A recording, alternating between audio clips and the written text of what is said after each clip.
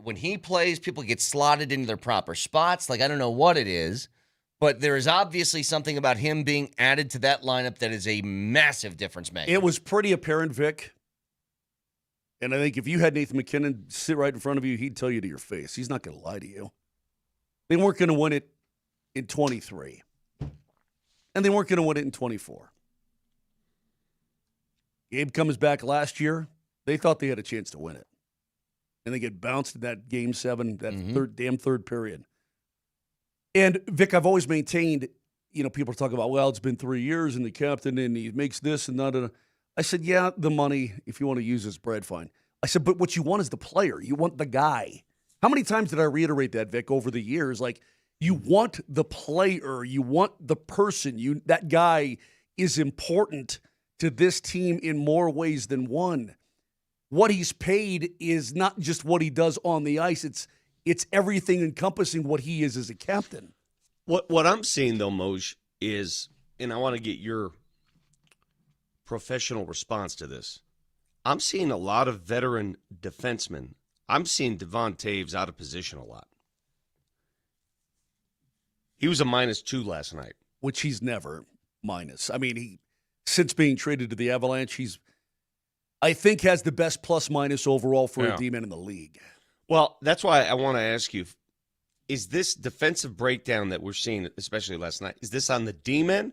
Or is this on the team? Is this, forwards not getting back and doing their part? It's on everyone. Now, that's not to say on any given play. Hey, the goal that Soder, what's his face?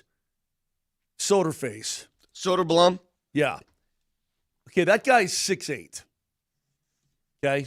I think they should do a height limit. I think hockey, if you're over 6, I'm going to say 6'3", you're not allowed to play. Okay, I'm gonna cut it at 6'3". This guy's got 3 goals on the year. This guy is 6'8" and 250. What does Taves do at the side of the net when that guy's coming in? He bodies him up. Yeah. I mean, Taves did everything right. Yeah. 6'8" and 250, got his stick in front of your stick and popped it in. All right, so let's kick this off. It is the first day of the drop tournament, and we start in the Vic region. 1 versus 16. The 1 seed, Nelly, is represented by what? The Denver Broncos are by far the number 1 sack team in the entire league, and then it's a host of teams. They're 10 clear of the next closest team, who is Houston? Detroit? Mary had a little... Clam? Yes, Mary had a little... Yes. I'm sure she did. I wasn't ready for that. Yeah, it sounds like it. That is going to be, Vic, that is going to be that is a hard incredibly difficult to beat. That is Duke with Bobby Hurley, Christian Leitner, and Grant Hill. That goes against the 16 seed, which is... You know the sound you make. Your keys fall in the car, you reach over to grab them. Oh! Yeah, that's a sound that's not very pleasant because it comes with pain. So, again, here's how we're doing this. We're getting the votes done right now, so we won't tell you the winner till the end of the show. Okay. But the votes, if you would like for the 1 seed to go through, text CLAM to 303-504-0925. If you'd like the 16 seed, you text KEYS. Oh. And then we'll tally these up at the end of the show and announce the winner. So we're going through 1 region per day, and at the end of each segment, every day this week, we're doing one of these matchups. So there you go. That's round number 1 in the Vic region. So when you say the Vic region, this is all just Vic stuff? It's Vic slanted, we'll call it. Vic slanted. Okay. So it's a Ticket Tuesday. Your first keyword, a lot of texting going on today. Your first keyword for your chance to get in the building for that Dallas game tomorrow is coming away next. Stick around.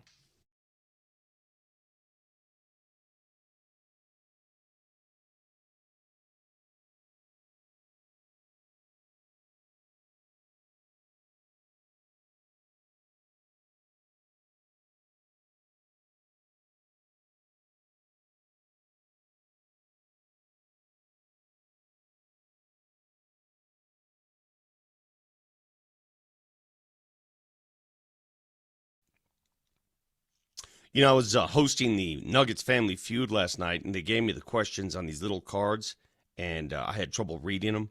And I said to myself, my goodness, I wish there was something I could do about this. Well, there is something for most of you. That something is called refractive lens exchange. You can get it done at Cudarelli Vision. Vic Lombardi here. I know what it's like, having trouble reading menus, text on your phone, game show cards, all that business. You want perfect vision without glasses or contacts? Cudarelli Vision RLE. It's the permanent solution for spending your good active years without reading glasses. And here's the cherry on top of all that. It also eliminates cataracts. The entire procedure gets it all done. Dr. Cudarelli, one of Colorado's most experienced, he's done over 90,000 vision correction procedures, all of them. You could trust him for whatever you need done. I went into the office. I said, am I ready for this RLE? Not quite yet, Vic. You need some more aging. Your eyes need aging. So I'll wait. But you can schedule your free Zoom consultation today. Get checked out. See if you qualify. ColoradoRLE.com. It's pretty simple. ColoradoRLE.com. No more readers, no glasses. Guess what? No cataracts either.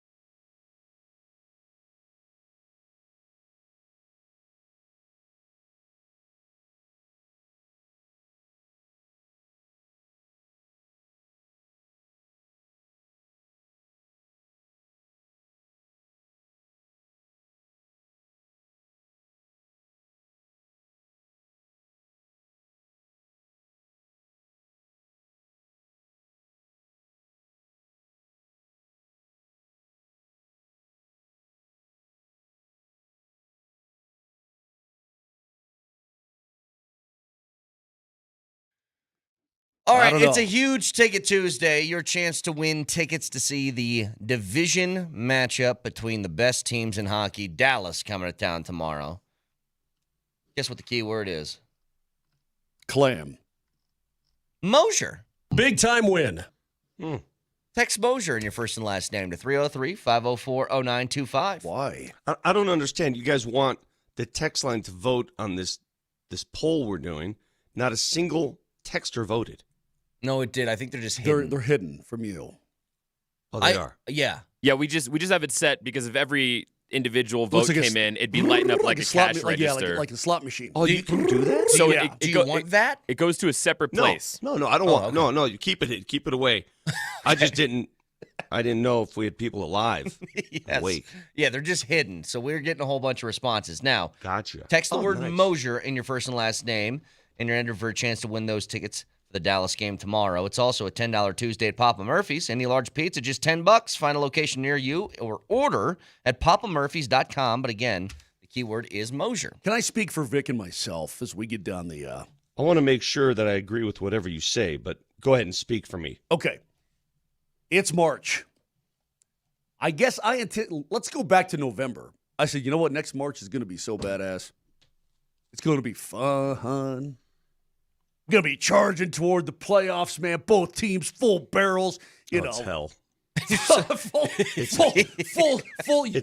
USS Missouri sideways, all good. It's 16 mentally inches. exhausting. And now you're like, damn, man. Now you want to get to the postseason, Vic, and you just want to let her rip, right? That's what you want to do. I've said this before, and you're starting to get a taste of it now with the Avs and their recent struggles. This has been a season of just labor. It's just been one of those seasons where let's get it done. Let's get through it. It has. And I hate to say it. It's hard. It's been hard for me to enjoy the process and the journey. And that's what they say about life, right? Enjoy the journey. I've not enjoyed it that much. Yeah, but it's not just like you aren't just dealing with wins and losses, it doesn't feel like right now. It feels like you get a win, and then somebody the next night comes up and kicks you in the nuts for 3 hours, and then you're like, well, that's not fun. This isn't I can't enjoy the process of this. It's been just one minute you've got something positive, the next minute, somebody kicks your foot out from under you. For the Nuggets perspective, I thought by now Peyton Watson would be ready to go. I'm not sure if he's going to play this week at all. He's listed as out for tonight. That's concerning, I think, at this point. Well, you know who else is out tonight in Philly? Yeah, well, that's no surprise. All of them? Yeah, I know. Like all of them are out? I know. But I the reason I want Peyton to start getting some games under his belt. I'm right? with you. That's important. We got to. There are 14 games to go, guys, and I told you, you have to go 11-3 in my book to have a shot at the number 3 seed. Didn't get much help from Houston last night. Houston choked at home against the Lakers. Lakers won again. They've won 6 in a row. Lakers have a full 2-game lead plus the tiebreaker on you. That's concerning. Yeah. You should be concerned about that. Vic, I'm trying to keep, because the two teams are in different spots, I'm trying to keep perspective on this Avalanche situation. You're dealing with some key players out of the lineup right now. The cool part is that it looks like maybe all of them could go on the road trip when the Avs leave on Thursday to head to Chicago, and then maybe some could play on the roadie. That would be nice. That would be really nice. But it feels like a football team that's 14 and let's say they're 14-1, right? Yeah. Or not even that. Let's say you're 13-1. You've been smoking teams all year long. But now, you just lost 28-7, or you put together a great quarter, then you gave up, 2 80-yard bombs over the top of your head. You're like, because again, that first period last night, Brett, you and I talked about this, Vic, it felt like you played great defense, right? Let's say your football team.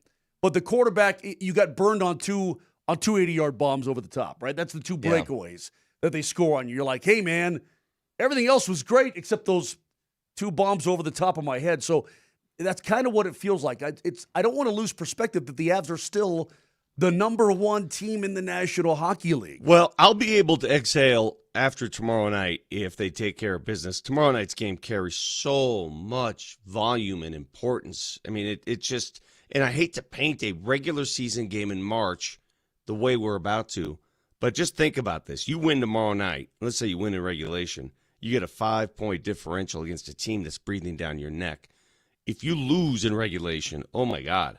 Well, I think it's more, I'm being dead serious, Moj. I think tomorrow is less about the standings and more about the mental. Well, they're both hand in hand. Like, I think just being able, because I know people talk about this curse of winning the President's Trophy or whatever. I don't buy it. But I think it would be much worse had the Avalanche blown what they've had from a coast-to-coast lead in the league for being the best team in hockey all year. If they lost that mentally, that's worse than just what happens in the standings. Well, if there's this, quote, curse for the President's Trophy, let's say the Dallas Stars pass the Avs and win the President's Trophy. Are you going to say to yourself, they're going to get knocked out? No, you're going to say, damn it. Yeah.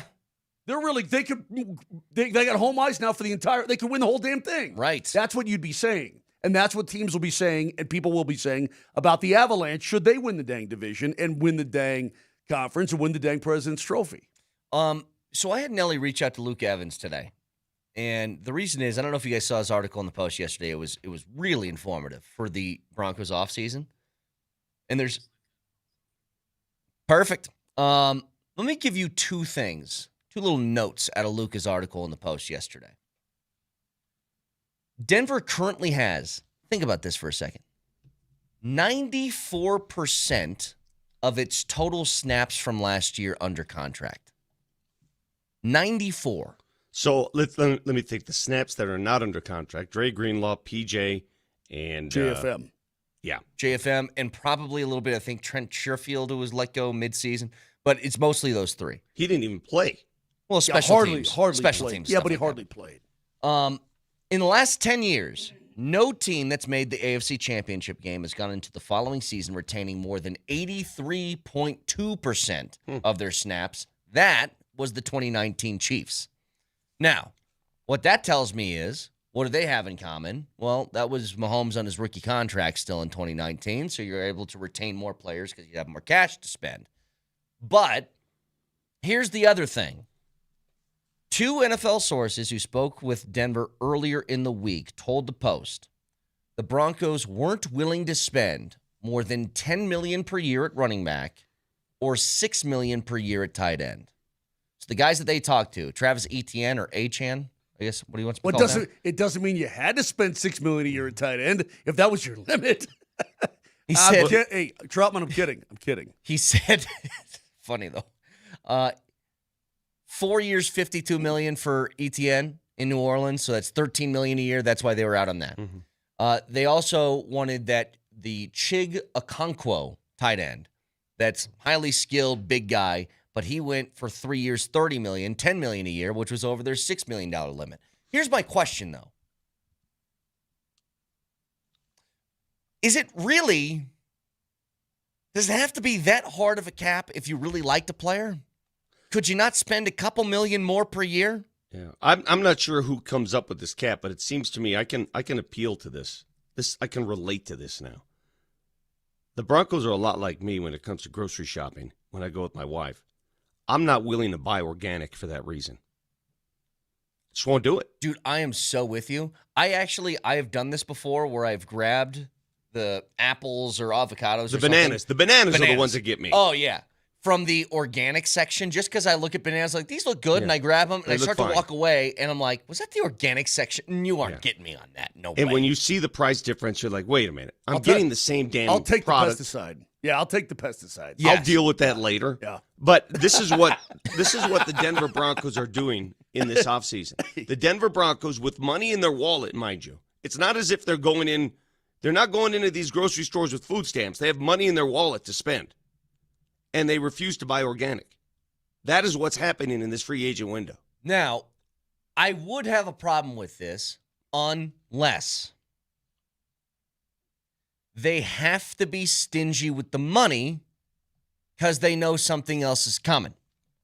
And if you heard Aqib Talib yesterday on the Arena Gridiron podcast, I think he does with Skip Bayless and a whole bunch of other people, he said this. We're going to let the young mind, Davis Webb Carter plays, and we will have an offensive new explosion player on offense. Just know that, Skip. Just remember I told you that. All right, Skip? It will be a new. Are you saying you have exposure to inside information? I'm just telling you, Skip. It's, Okay, you know, all right. when it break, just say, oh yeah, Lee said that. Okay. So I do my thing. You know people. I know people. So Howie's already got a handshake deal with the Broncos to send AJ to Nah, I Denver. ain't say all that. That's Yeah. you. You Oh! So he's and look, we know that Aqib probably talks to a whole bunch of people across the league, players across the league. He probably knows something. At the same time, Aqib's not a journalist. You know what I mean? If he gets this wrong, it's not like anybody's going to be like, well, what the hell was that? But if that is happening, maybe that explains a little bit more of why they had to be a little bit stingy, nickel and diming some free agents. Well, that guy then is not coming in the draft because you don't know what's going to. You can't predict the draft yet, can you? So Yeah, if that unless guy- you're number one overall. right, and you're picking 30th in the draft, and that guy, I mean, you can draft a really good player, but it's not like a top 10. So that means Aqib must feel, or Vicky's got some sort of intel that maybe a big trade is coming right before the draft or right at the draft. Like Jalen Waddle, come on down. Well, that's the thing. Like, maybe it's that. Maybe I'm allowing myself to dream now. This isn't going to. No, I'm not even going to say it out loud. Say it. Trey McBride would be so nice here, and Arizona sucks. ship has sailed. I know. Dude. He's now But now he'd be organic. so nice. He was non-organic. Now he's become organic. They sprayed him.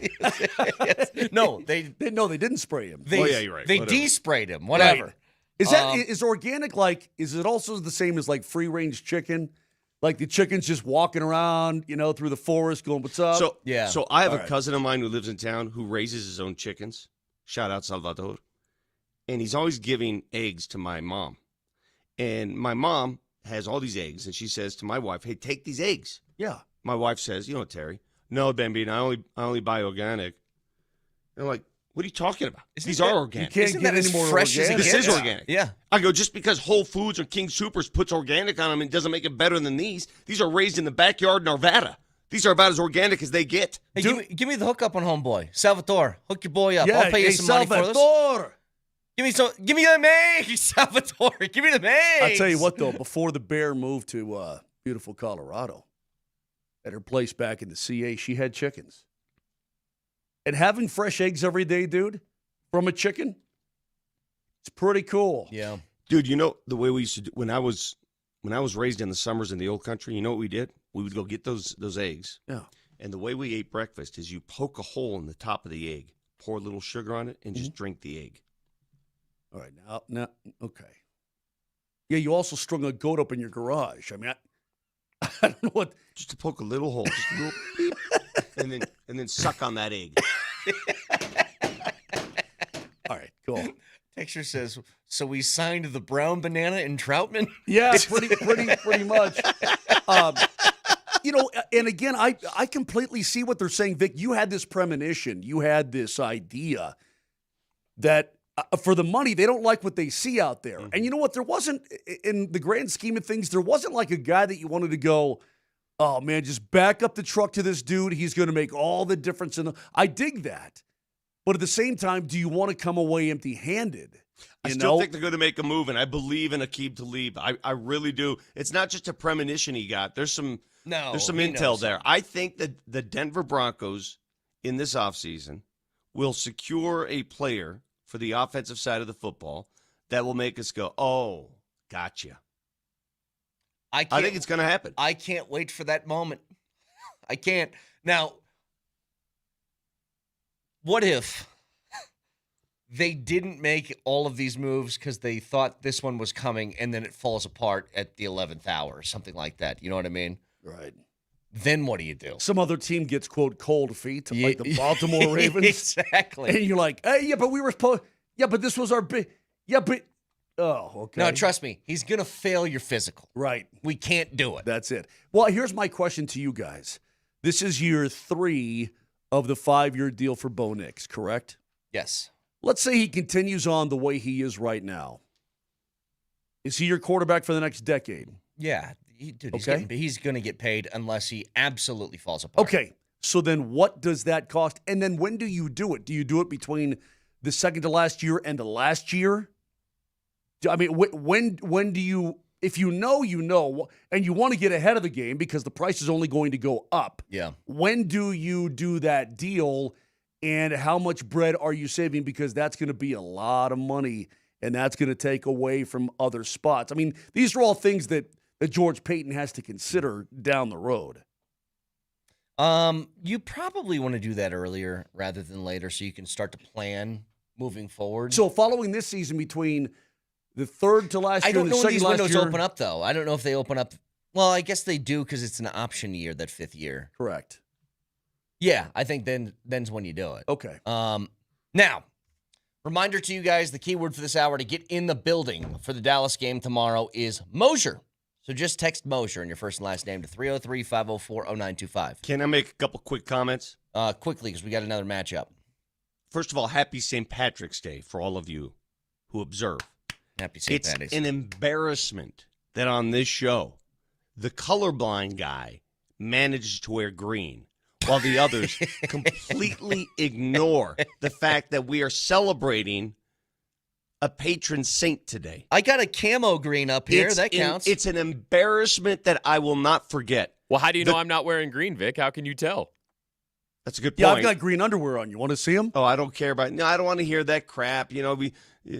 Listen. Either you appreciate what the day is, or you don't. And I'm not even Irish, and here I am participating in the day. No, don't do it. That's not even green. Well, that's great. Let's get to our next matchup in the Vic region of the drop tournament, please. It is an 8 versus 9. Remember, the voting done this year is going to be at the end of each segment for each matchup. We'll give you a keyword. You decide who moves on. So, the 8 seed is... Vic, how old do you think Alvin Kamara is? Today? It's a legit question. You always have to have a follow-up question as a reporter. Kids, remember that. Today? That goes against the 9 seed, which is... Name something a bakery a baker might call his wife. What? The hell does that mean? I don't even know what that means. Something in a baker might call his wife. Meatloaf. That's a good matchup. I forgot about those, So- man. Oh, that's great. The key words, if you want the 8 seed to move on, you text in today. Today?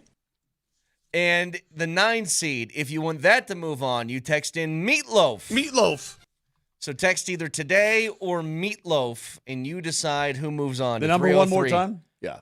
303-504-0925. Yes. So, a lot of texting going on today. You got keywords, which again for this hour is Moser, but it is today or meatloaf to move on. Another matchup at the end of next segment. Stick around.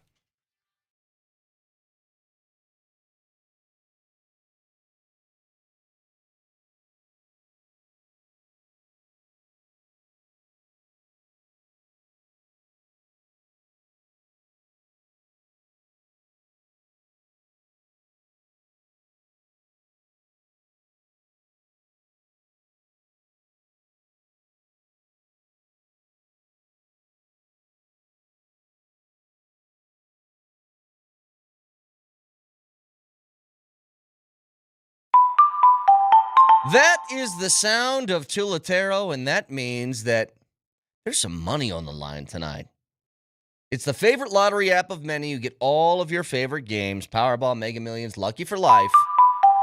And tonight is Mega Millions, $60 million up for grabs. And all you need to do is download that Tulatero app and use my code, MAGIC. If you do so, you get a free credit to play in your first lottery game. So download Tulatero, Tulotero. Use my code MAGIC and try your luck. It's Tulatero, your lottery app.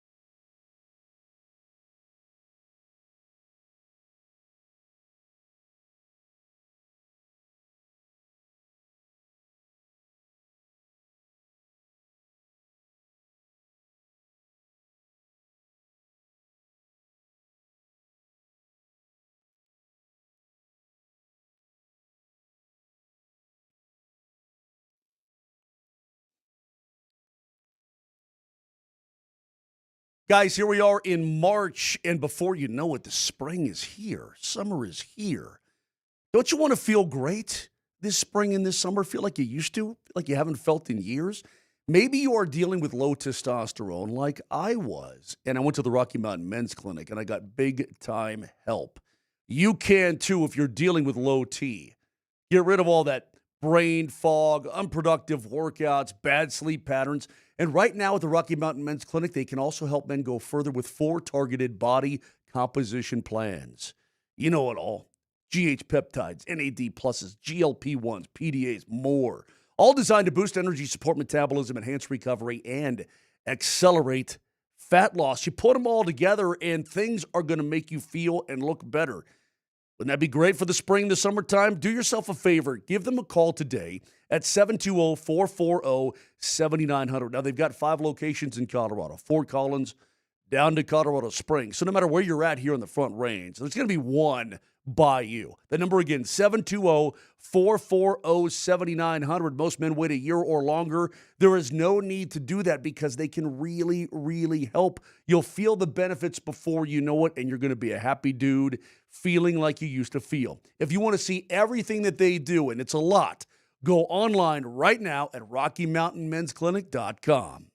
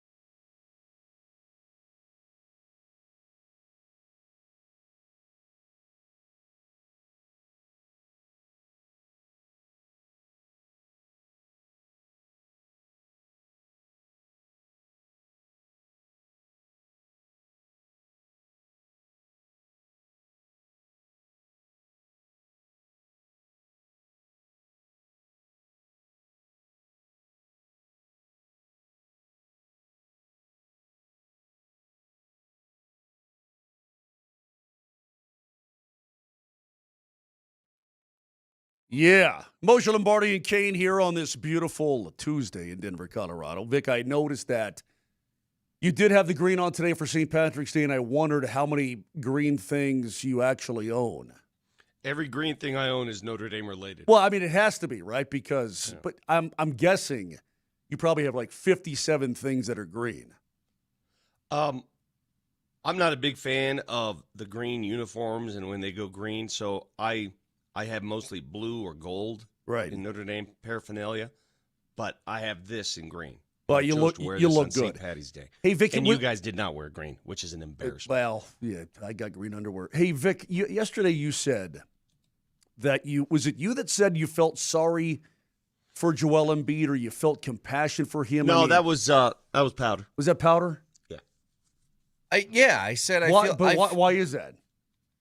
I think for a guy who's really good at sport, whose career basically ends or derails because their body can't stay healthy, I feel bad for those guys. Yeah. I mean, he's playing half the games in his career. He's made an awful lot of money, that guy. And again, I know that's not all. I'm sure he'd rather be on the floor. But this will be the 7th straight year that he misses Denver, Colorado on the road trip out west. I mean, at one point, I guess we said, well, he's ducking Nikola Jokic, and I'm sure that he did a couple times, especially the time, Vic, where he warmed up, right? Everything seemed fine, and then he's gone. That was the craziest one. Yeah, now it just seems like, he's broken down, and the guy's never going to be the same again. Yeah, what was that? Was it like 10 minutes before tip? That was during warm-ups. Yeah. Yeah, that was a crazy turn of events there, and the Nuggets barely won that game. Listen, say what you want about Joel Embiid, Tyrese Maxey's not playing tonight. They've got injuries galore. Philly does. Clearly, we know what's going on there. the Nuggets can ill afford to play around tonight. They've got 14 games left, the majority of those games at home. The schedule eases up considerably after what they just went through. I don't need to tell you guys or any Nuggets fans listening, if you have any aspirations to get home court in the playoffs, and that should be the goal now, to get either the 4 or 3 seed, you cannot lose games like tonight. Are we of the same understanding here? Or nobody's No, you can't mess around with this. You've gotten through the tough stretch. You now should be in a place where you can go out and rack up some dubs. It has to. If you want to be taken seriously as a playoff performing, championship contending team, these are like no excuse games. Yeah, None. and yeah, there can't be, oh, well, this happened or that happened. And no. Nope. You beat the same Philly team with half your roster on the bench. Yeah. Okay? Now you got them at home. Half their roster's on the bench. Mm-hmm. Nuggets are a huge favorite tonight. Should be. Huge favorite. I guess they should be. This is the time for both of these teams. I mean, the Avs have every bit of motivation coming up tomorrow night when Dallas is here. But it's time, okay. Well, I mean, there's going to be plenty of time to, quote, recover. We still got a month left in the season, so on and so forth. But you got to start, if you're the Nuggets especially, start putting the hammer down here. Now. Yep. Now. Yeah, start putting the hammer down. Now, if you're running the mile run in track and you're making that late push, this is when you start making it. Got to. This is it. The schedule this week, especially at home. I know tomorrow night they've got to go to Memphis. They got screwed by the schedule, that makeup game in Memphis tomorrow night. It would have been very nice to just chill at home until Friday's game. But now they have an extra game to play. Part of the process, part of the deal. Doesn't matter. These are all games they should win. Are we all in agreement? Yes. Every game this week they should win. Yes. That game is at 8 o'clock tonight, right here on Altitude Sports Radio 92.5. I got a question, speaking of excuses. So if we go back to the gold medal game between the U.S. and Canada, Nathan McKinnon was interviewed afterwards. And he said what? He said, you tell me who the better team was, right? U.S. wins Cool, gold, Carl. but he said, you tell me who the better team was. And a couple days ago, the U.S., again, is playing in an international competition, this time in baseball, the World Baseball Classic between them and the Dominican Republic, which, going back and looking at it, look at the rosters of those two teams. Mm-hmm. It might be best on best baseball, like the two best teams who've ever played against each other. Like, that's how good those teams were, roster-wise. And Juan Soto said after the World Baseball Classic, in which they got eliminated by the U.S., we showed the world who's the best team in baseball. And now there's 2 instances in recent memory of teams that lose to the U.S. and come out afterwards saying we were better than the other team. Yeah. And I don't know if that's the flex they think it is. Well, in Canada's case, I don't disagree. That's not the point, though. Agree. I know. I understand. I'm just saying in the case of Team Canada in the Olympics. Which team is better, the U.S. or a Canadian Olympic hockey team? Canada is better. They weren't better that day, though. Right. And that's not what this thing decides. And it's so weird to me that that's the go-to afterwards, instead of, for McKinnon, it'd be like, hey, we thought we were the better team, but we missed our opportunities. I missed an empty net. Hellebuck made a save on Taves, whatever. We give up a 3-on-1 in OT. In Juan Soto's case, he could have said, well, when you leave the bases loaded or guys on second and third or guys on first and second or a guy on second base in the 9th inning, this is kind of what happens to you. But watching Italy-Venezuela last night as I did, Venezuela was the better team. They were the deeper team. They had more dangerous opportunities to score, and they finally got them across when they needed to. So at the end of the day, the better team usually wins. Sure. But in these one-offs, these one-game situations, that's not always the case. I think it's pretty clear tonight, though, now that Venezuela and the U.S.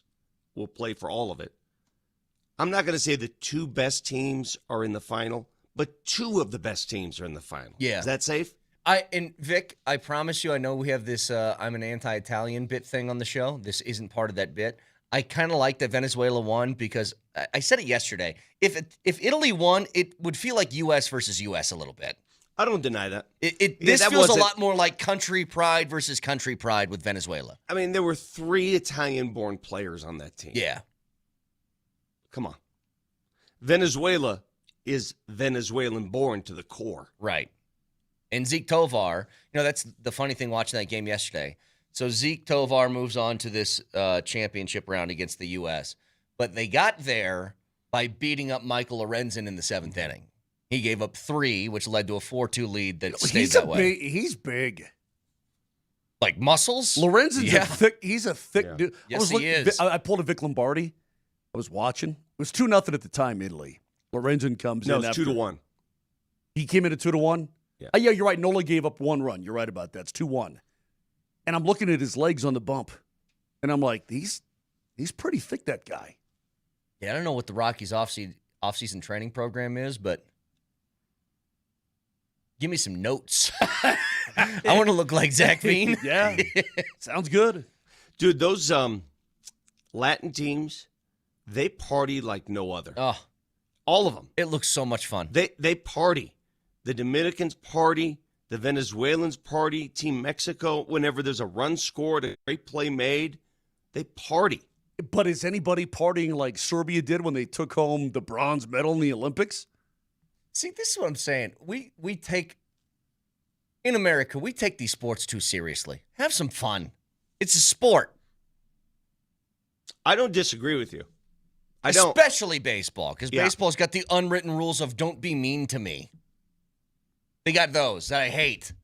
Now, I wonder what that crowd is going to look like tonight in Miami. It's on U.S. soil. It is going to be in Miami, even though the game is played on U.S. soil with the U.S. team. I estimate it'll be 90% Venezuela. Oh, I don't know about 90, but let's watch the game. It'll be a lot. Didn't Aaron Judge say that this is bigger than the World Series? I think he's trying to make up for some of the comments that team's made in the past few weeks about them not really caring about this thing. I think it's he said the atmosphere is better than the World Series, which that I would agree with. Fans in the stands, I think, will be predominant Venezuelan at that game tonight. We'll see. You're probably right. Probably. I went to a World Cup game here in Denver years ago, a World Cup friendly, and it was U.S. versus Italy. Yeah. I'm sorry, U.S. versus Mexico, and it was 90% Mexico in the stands. Got to get another round of this Vic region of our drop tournament in. It is the 5 versus 12. Again, you decide who moves on at the end of the segment with a keyword. So, the 5 seed is... Oh, don't make fun of this. The one I was on... Yeah, you've seen my hog, right? This makes my hog look like a little ant. The thing I was on was a hog, baby. That sucker was a monster. Just by comparison, it made your hog look smaller. I got you. Yeah. I'm always comping hogs. For those that's that going to be just tough tuned to in, beat. that was a reference to my scooter, Yeah, my sure Vespa. it was. Uh-huh. That goes against the 12 seed, which is... I'm trying to think of things in this world I am less interested in than the Pro Bowl. Really? Do you care about all-star names when the NHL comes around? I'm just curious. I think it does matter. Like, come look, on, Moser. It's not a huge thing to me, but I do think it matters. You're being a wet fish, and that's fish, P-H-I-S-H. Don't be such a wet fish. Is being a wet fish a thing? Oh, wait. What is the term? What does being a wet fish mean? Oh, that's great. Aren't fish wet? Are they? All right, so if you want the 5 seed to move on, you text hog. If you want the 12 seed to move on, you text fish. Fish is sneaky. I like that. It's always those 5-12s you got to watch out for, man. So hog and fish are the 2 things you text, and we'll announce a winner at the end of the show. Back after this.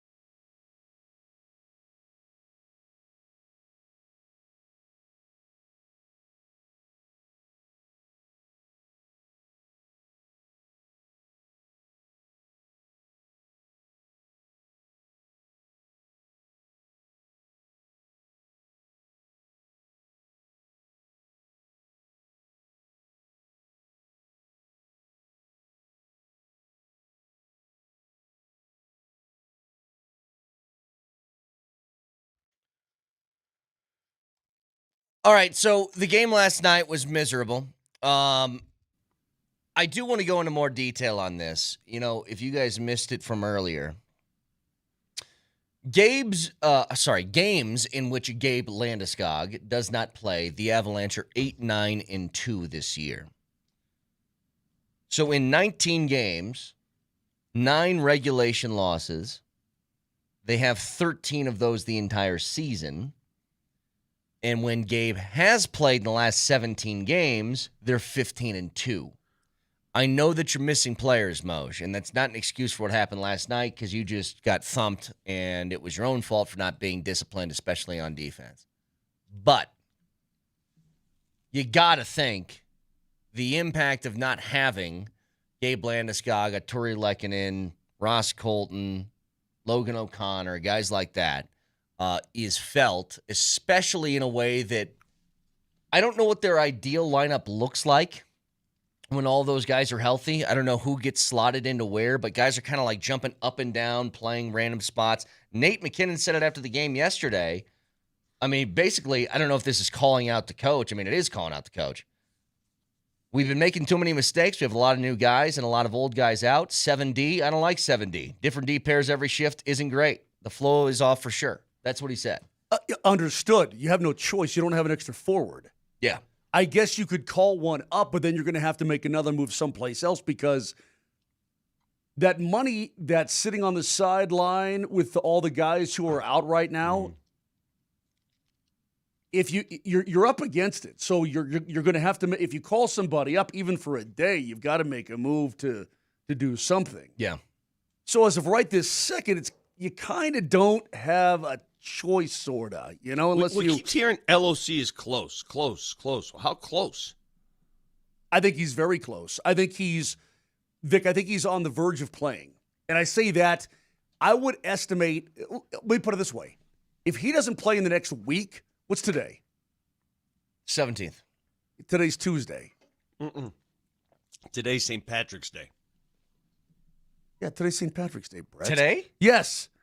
If he doesn't play on this road trip, I'll be completely surprised. And I'll be bummed out because I think that he's been working his butt off to get back to this position. So that's where I am on that. So, I mean, you kind of have no choice. But at the same time, this has been a very unique year. You get 2 regulation losses under your belt through January 1, right? And typically that would be enough to be able to goof around, get to some dog day hockey. And they did goof after around. The Olympic, yeah, they goofed around before the Olympic break. Ain't no doubt about it. But there's going to be a time here to go, starting tomorrow night. And you're going to have to be focused and ready. I mean, you cannot continually let guys get behind you, let guys dance around your zone by themselves in front of your net. Did they look past Pittsburgh to Dallas? Maybe. Part of that. Yeah. I think partly they could have, yeah. I mean, it's a big game tomorrow night. I don't... Did Dallas look past Utah? They got smoked at home. They did. For the first time in a month. Yeah, they got smoked at home. I think both teams had a little bit of that happening. Games like this, which for the Avs last night, getting smoked 7-2, reminded me so much of the Nuggets getting bludgeoned by the Knicks at home. Those games don't bother me as much as the games that you have, that you've outplayed the opposition and you lose. Like losing 7-2 last night versus, let's say the Avs lost 2-1 in regulation and they outshot that Winnipeg loss, Vic? Yeah. That's what I'm saying. That was, I mean, you lose 3-1 and they scored an empty netter, but that was pretty damn frustrating. I totally agree with you. Those losses, to me, leave more of a mark than last night's loss. Because last night's losses, you know what? All right. You garbage can it. You throw it in the garbage can and say that's a one-off. That's not who they are. That's not who Pittsburgh is. We know this. You don't want to see it. It's never fun. But you know that's not who they are. It's the other losses that I think impact the team more. The Edmonton loss, I think, on the home ice. 100%. That one hurt more. That was a very similar type of. Yes. You could have done an awful lot in that game to mitigate your own circumstances. I mean, last night, look, Erik Karlsson's shot, Vic. Go back and look at it. That puck, he shoots it from the point. It floats like a little butterfly hit toward like the net. 8 different bodies. It's going through like a bunch of different dudes, and it hits Malinsky in the glove and ricochets in. You're like, right. Come on, man. Malkin makes a great play with a backhand shot short side. Mose. I mean, you're like, you throw it in the garbage. You say, we're not doing that again. That Somebody being asked said, the same those other question. losses you could mitigate, Vic. On text line, the same question was asked. I don't remember seeing a goalie change that early in an Avalanche game. What do you think? What do you think the motivation was? That was there? purely momentum change. that was- early though. yeah, that 5 was shots not- on goal. Yeah, Coach Bednar would tell you, and we'll have him on tomorrow at 8 a.m. Because he probably saw it coming. He saw something that, all right, He we, would we say, don't have yeah, it. he would. Here's the tough part. He would say, that's not on wedge. I mean, I'm looking just for some momentum. Now, the problem is Blackwood comes in, and you don't play any better in front of him Right. either, and you pop, they pop one in to make it 4-1. You're like, hey, come on, man. It's just, again, that's the crumple it up. I mean, look at it. Okay, then you crumple it up and you throw it away. Is another part of that, like, you can just tell, okay, they don't have anything in front of our goalies tonight. Let's give Wedgie some extra rest and get ready for Dallas. Maybe. You know, it is like it's two sides of this coin. One side is, well, the Avs lost and lost embarrassingly, and that sucks. But at least Dallas lost too. And the other side of that coin is, if you just won last night, you'd have a massive advantage heading into Wednesday over Dallas. You know what I mean? It feels like a giant missed opportunity now. I think we look at it too because Dallas has been so hot because they've just picked up point after point after 2 points after points that you're like, and I don't want to say it's not warranted, but we scrutinize every little thing the Avs do. Yeah. Every damn game, every dang loss. You're like, man, they blew it here, they blew it there, they blah, blah, blah. I mean, it's all incredibly fixable, which is a positive thing. But why is this cropping up right now? Why is this cropping up on March 16th against the Penguins at home? You have an opportunity to right some wrongs on this trip. You're going to be in Pittsburgh next Monday night or next Tuesday night. You have an opportunity to stick it right in their stick hole. You're going to be in Winnipeg to round out that trip. Yeah. If you don't go into Pittsburgh and Winnipeg after hopefully wins in Chicago and Washington and play your butts off, then you're going to be wondering, well, why not? Why are you having this kind of game on March 16th? Just so you guys are aware, on AM 950 today, both at 4:30 and at 7 o'clock, we'll have those first 4 of the NCAA tournament games on AM 950. And if you head over to altitudesportsradio.com/notabracket, you can enter the coolest contest in March. All you do, pick 5 teams and you're entered. Lower seeded teams are worth more when they win games. This year's winner gets a pair of tickets and a catered suite to the first Nuggets home playoff game, dinner for 2, and Wow. an autographed Nikola Jokic jersey. No. It's all powered by Groove Toyota. Start here, go anywhere on Broadway in Inglewood or online at groovetoyota.com. But the tiebreaker is the earlier entry, so enter now at altitudesportsradio.com/notabracket. Wait, catered suite. Dinner for 2. Home playoff game. Wow. Jokic autographed jersey. I want to stay on parade. Yeah, well, that sounds like a pretty good night to me. I want to get back to one other thing too, Vic. This team, the Avs are the number 1 shooting team in the National Hockey League. I mean, as of this past weekend, I don't know what they are now after last game and so on. Yeah. Last night. But they're the number 1 shooting team. They average the most shots on goal per game. But this team passes up an awful lot, man. They do. And again, Bednar had a great line last night. He said on a couple of those rushes, we're trying to pass the puck into the net. Vic, you gotta shoot that puck, brother. Yep. Vic, you gotta, and then that's where you shoot it, and then that's when you gotta grind. You gotta get ugly. Well, I have a feeling they'll have a different strategy employed tomorrow night. There won't be as much cuteness. Well, Tomorrow night, dude, I'm telling you, and I'm already psyched for that. I'm already feeling it. I am too. Like, I'm having a hard time talking about the game last night because I just want to talk about the game tomorrow. I totally agree. Mose, you're not calling that game, correct? Correct. Another national TV game. My God. You talk about free money. What do you get paid for? The entire month of March, you just watch games. Well, last night, You're getting paid. Think about it. You're getting paid to watch games. I'd rather do the games. Yeah, we know Maybe that. not last night, but it's a tough one last. No, that being said, I did not go to the game. I typically go to the games. I did not go to the game. Isn't it the worst watching the game Oh, when you're not working? It's the worst. It's the beyond worst. frustrating. Because you want to say so much. Because when you're in it and you're calling it, your mind is occupied. So Correct. you're not as emotionally invested, Well, I Vic, would say. why don't you go? Are you guys doing the game tonight, or is this national TV? This is We've national got TV. it. Yeah. We've got it. The next national TV game for the Nuggets. Mhm. Why don't you go down, buy some seats in the lower bowl, and when the game gets done, you go, stick around, everybody.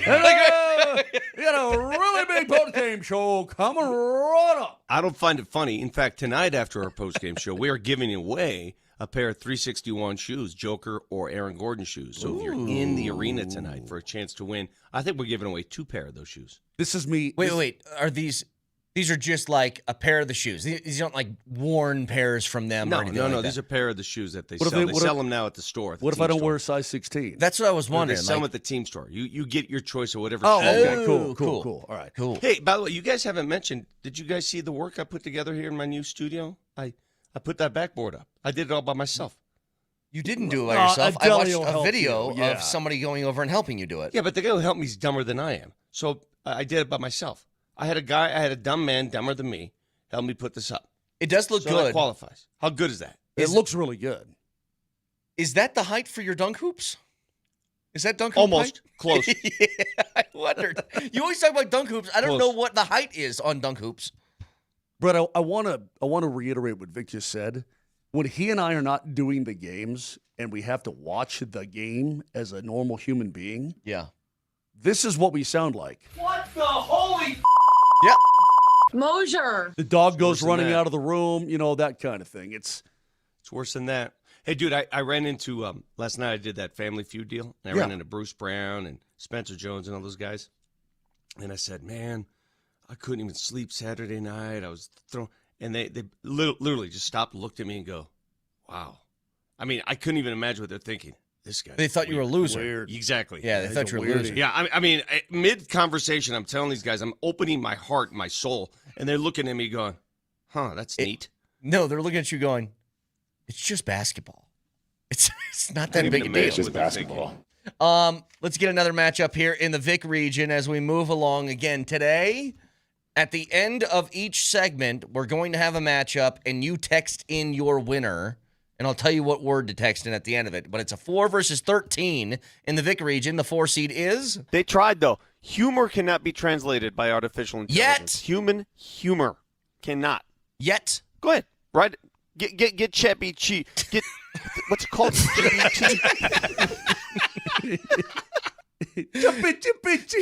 Chippy.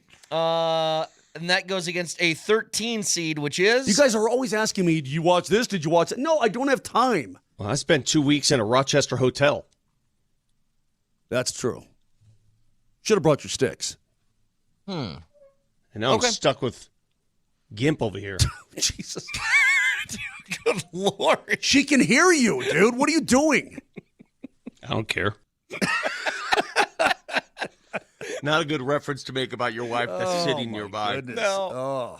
Coming off knee surgery. Oh, I know she had a knee replacement. Knee She replacement. got Yeah. a whole care. new knee in there, bro. Bionic. That I don't care is unbelievable. Unreal. Let me hear that I again. don't care. So, if you want the 4 Cold-blooded. seed to move on, you text chat. Get Chappy Chi. Get If you want the 13 seed to move on, you text GIMP. Oh, my I God. don't care. So chat or GIMP, we'll tally these up at the end of the show and tell you what moved on. Another keyword, a chance for you to get in the building for the Dallas game tomorrow. Next.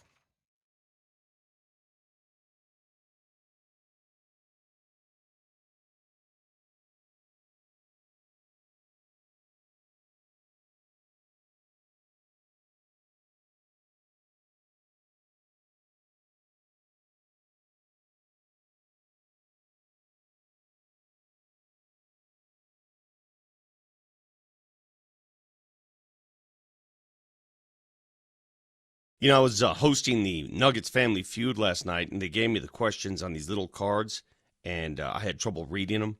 And I said to myself, my goodness, I wish that we could do about this. Well, there is something for most of you.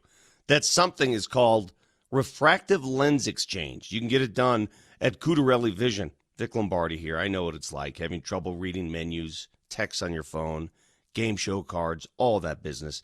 You want perfect vision without glasses or contacts? Cudarelli Vision RLE. It's the permanent solution for spending your good active years without reading glasses. And here's the cherry on top of all that. It also eliminates cataracts. The entire procedure gets it all done.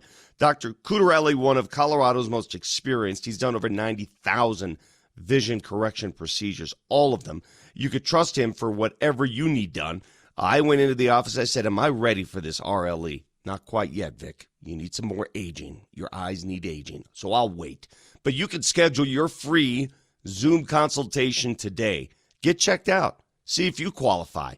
ColoradoRLE.com. It's pretty simple. ColoradoRLE.com. No more readers, no glasses. Guess what? No cataracts either.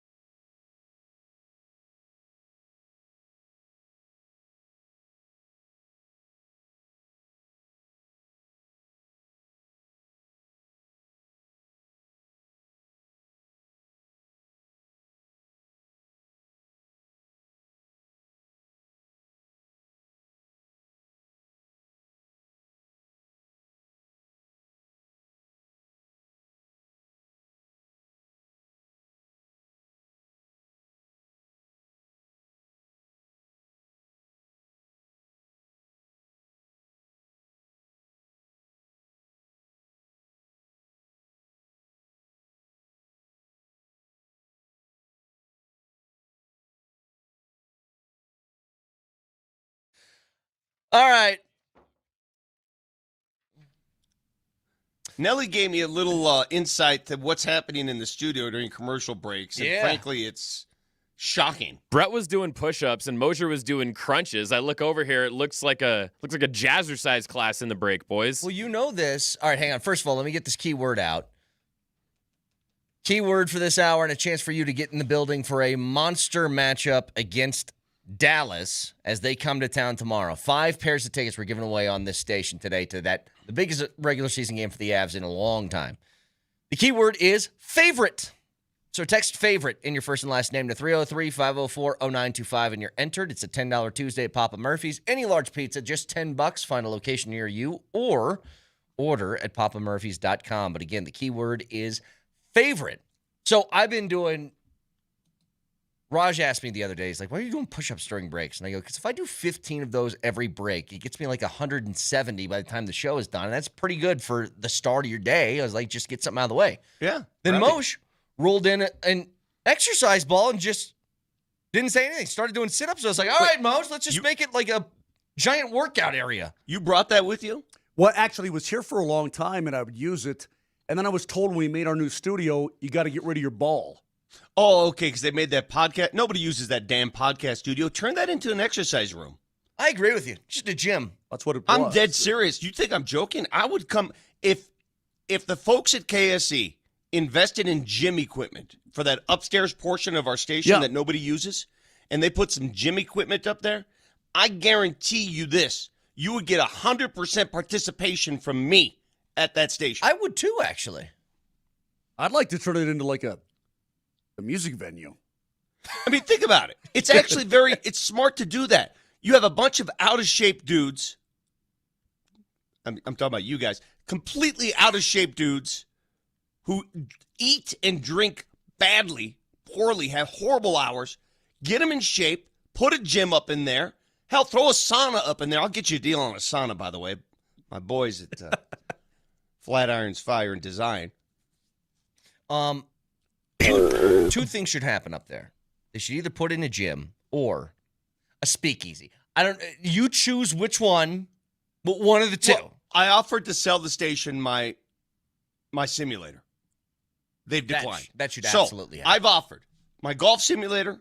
Now we have a gym. Your We have an trampoline. open space that's unused. People, use it. Trampoline. Brett, the thing with your push-ups, though, is as a producer, you always freak me out because you wait till the traffic update starts, so it's like 30 seconds till we're back. Because I think you force yourself to go quick, so then you immediately drop down, you're like, as we're hearing about the traffic on Wadsworth, and then you pop up the second we're back. Do a little research during the break, and then I realize, I'm almost out of time. I got to get the push-ups in, so we got to do that real quick. I guess you need the pressure. Something about Spataro's voice makes you want to push things. I don't know. Somebody just asked who's going to pay for it. Not me. The company. Don't they want healthy people? It's a What write-off. kind of question is that? It's a write-off. It's a healthy Settle down just a workplace. little bit. Hey, can we go back to this piece of audio from Aqib Talib on the Arena Gridiron podcast? We're going to let the young mind, Davis Webb, call the plays, and we will have an offensive new explosion player on offense. Just know that, Skip. Just remember I told you that. All right, Okay. Skip? It will be a new Are you saying you explosion have player on offense. inside information? I'm just telling you, Skip. It's, Okay, you know, all right. when they break, just say, oh, yeah, Lee said that. Okay. So I do my thing. You know people. I know So people. Howie's already got a handshake deal with the Broncos to send AJ to Nah, I Denver. ain't say all that. That's Yeah. you. You Oh! So Who do you think it can be? It's gotta be a wideout, doesn't it? it's got to be somebody of enough significance that he would announce it on. He's not saying that like, hey, the Broncos are trading for Kendrick Bourne. You know, that's not going to be it. It's got to be somebody with a big name. And you know what's interesting about Aqib Talib, Vic? And again, he used to have a show right here on these very airwaves with you, where he basically laid out that Patrick Mahomes is the second coming of quarterback Jesus. Is that he played here for 4 years, 4 seasons with the Denver Broncos, but it's like, that's my team. And we this and we that, and we have Davis Webb, and we're going to get this guy. And I kind of like that. I like the fact that he's like Bronco. The only question is, does he really have intel? What is his intel? Who could it possibly be? Well, and I said this at the beginning, like he knows a lot of people still. I don't think that he's like not telling the truth here. I think that there probably is something in the works. Now, if it doesn't happen, I'm not holding him to the journalistic standard I would in Adam Schefter. You know what I mean? Like, he's just a dude on a podcast talking, saying what he heard. These dudes, they talk to other dudes that are still in the game. They talk to agents. Right. I mean, to say that he doesn't have some intel, he has intel. No, that's what I was saying. It's I'm legit. sure he does. Yes. It's legit. So I'll ask you guys again. I have a name I'll throw out there. Who do you think he's referring to when he says that the Broncos are on the cusp of bringing a big name into town? Because I agree with him first and foremost. I think the Broncos are not done yet. I think the Broncos have an offensive playmaker ready to go. You can't be done if you haven't started. So that's a good point. Yeah. I think it's Waddle. I think that's the easiest one. Okay, you say Waddle. Who do you say? Well, Vic, I only because Miami seems to be shedding everything, that's where I want to look as well. And I guess it has to be a trade. It can't be via free agency because there's nobody out there that would qualify with what Talib is saying. So it has to be, and certainly nobody in the draft because that's completely unpredictable at this point unless he's got intel that the Broncos are going to package and move up into the top 10. Can I just, before you say it, Vic, can I tell you why I don't think it's A.J. Brown? Mm-hmm. I think Howie Roseman is asking for the moon. He is not going to part with a good player unless he gets exactly what he wants. And I think that price, if we're talking about prices on free agents being too high, I'm not even talking about the contract. It's what it would take to get him along with the potential headache that it could come with. I don't think it's A.J. Brown. I think it's somebody else. And Waddle makes the most sense. But go ahead, Vic. Tyreek Hill. Yeah, could be. I mentioned that at the very beginning when they released him. I was like, what do you guys think? And that brings its own sort of ball of headaches with it. But if they see him in a workout, and let's say he's still running a 4-3 Moj, that certainly adds something to your offense. Well, if he's running a 4.340 after blowing up his knee, then God bless him. I mean, you've got that to deal with, but you're going to put him through the proper workouts, and you're going to see what his body looks like and acts like. But what about the other? What about all the other stuff? That's my guess. Or do you care? That's my guess is Tyreek Hill. Pause for a second. If it was Tyreek Hill, there's no negotiating with a team. No, why he's a wouldn't free they? agent. Why wouldn't they just have signed him already? What's Maybe they're waiting to see how he. Maybe his health is still a question. They want to get another look. Maybe there's a couple teams involved in negotiations, and I'm getting a lot of people already saying absolutely not. I'm not saying what I want. I'm speculating here. It's just pure speculation. It's interesting because everything I've read about Tyreek Hill. Hey, he changes your offense. Does he change? Well, there's no when doubt you put him about- on the field. 100%. Let me ask you this: when you put him on the field, does it change the way the defense approaches your offense? Question. 1,000%. And the defense, it's funny because Sean Payton has said it all the time. It's all about fooling the defense. It's all about thinking you're going to do something, do whatever. You put Tyreek Hill, whether you like him or not, I put that all aside. You put him on the field, on one side of the field, you're going to get attention. And you can do whatever the heck you want on the other side of the field because of him being on the field. I've only seen one, quote, sports site even remotely mention Tyreek Hill to the Denver Broncos in any kind of capacity. Typically, it's back to Kansas City, it's Baltimore, it's Indy, maybe. And that's this outfit called TWSN, which is some digital site out of Cincinnati. Well, if he goes back to Kansas City, I'd be concerned. I mean, that would make the most sense, I think, for everybody involved because they know what they're getting and he knows what he's getting. The comfortability factor, I'm sure, would be great. I guess, who am I to say, though?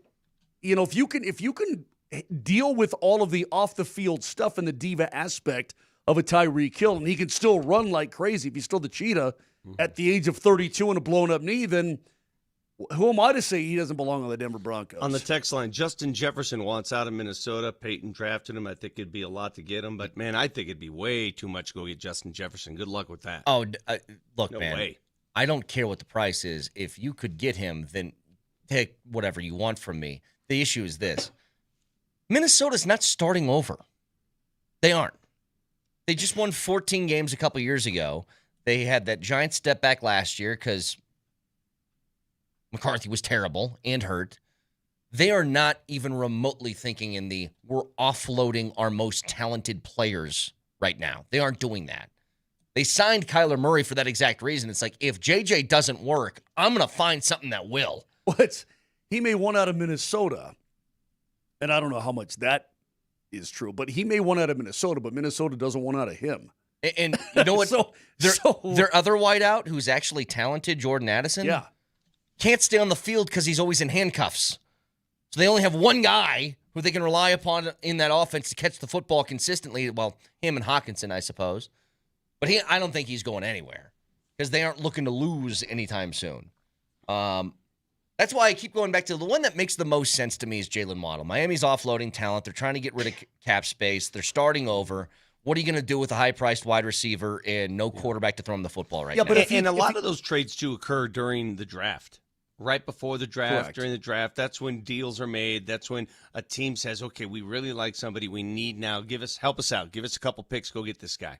So that's why it's taken so long. But Vittorio, if Jalen Waddle truly was available at this point, and Miami has to keep some guys, right? Theoretically. Yeah. If he truly was available, you would have teams lining up for his services. And so if you're the Denver Broncos, I mean, you're going to have to compete for that.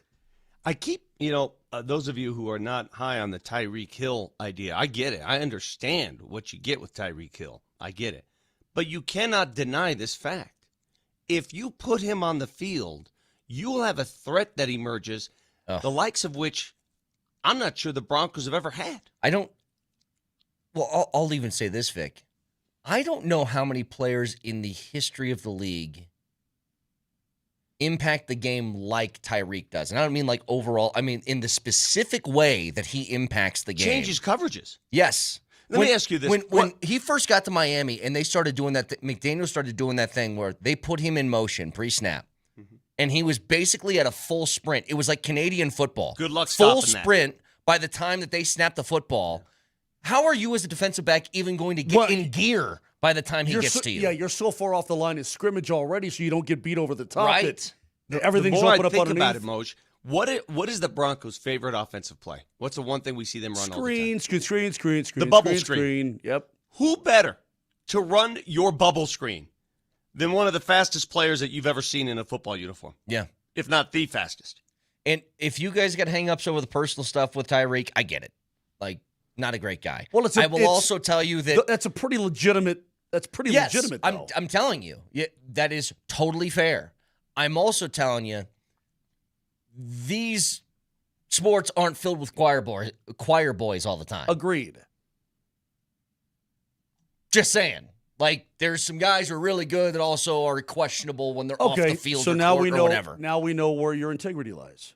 It's not that. It's just like I'm teasing. Yeah. I already just said, who am I to say if he comes in and is a good guy and the Broncos think that they can mesh with him or he can mesh with them, then who am I to say he shouldn't be a Denver Bronco?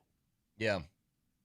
Thanks for asking about Miami. Are they starting over? They signed Malik Willis. The Jets signed Justin Fields last year.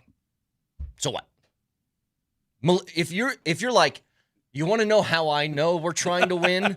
We signed the guy who threw for 400 yards last year. What are we talking about? So again, that's the one that makes most sense. And by the way, you know what? Just recreate Miami's wide receiver room then. Trade for Waddle and sign Tyreek and just go from there. Last thing. And Vic, do not beat me up over this. Promise? Go ahead. I'm cocked and loaded. Do you have... Okay. I know you want to unleash the cheetah, let's say.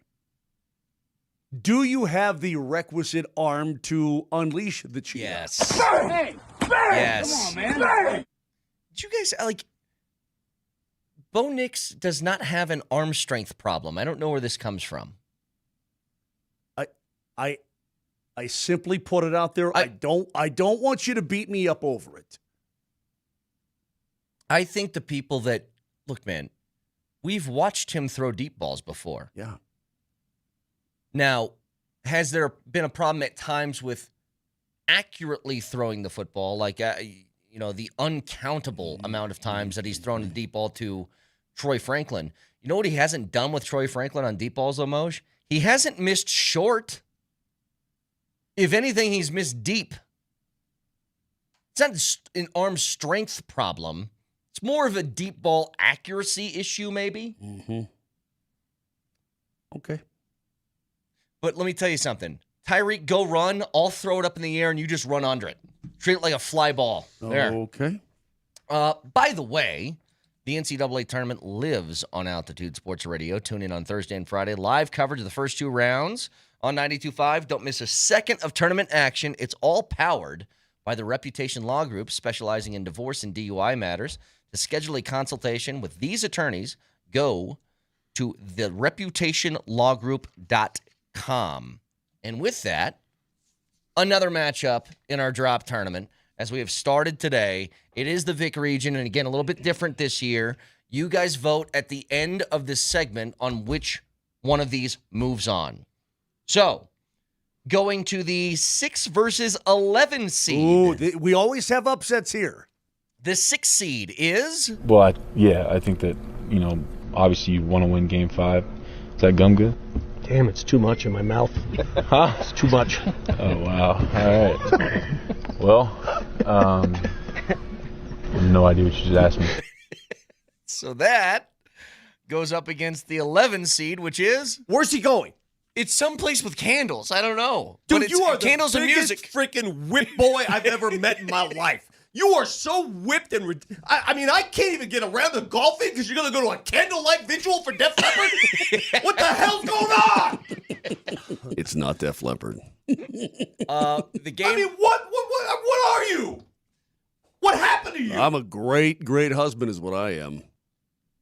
So the I don't think I've ever been more mad in my life than that day. Wait, were we supposed to go to Arrowhead that day? We had, listen, and for those listening, if you don't understand the anger, we had a golf outing planned that afternoon, the 4 of us. We had a golf outing, a good golf match ready to go. And homeboy ruined it in the last minute because he had to go somewhere with his wife and his sister-in-law. No, and I don't know where the hell they were going. It was just my lovely wife. I don't care who's involved. You don't ruin a golf match. Yeah, but it was Fleetwood Mac.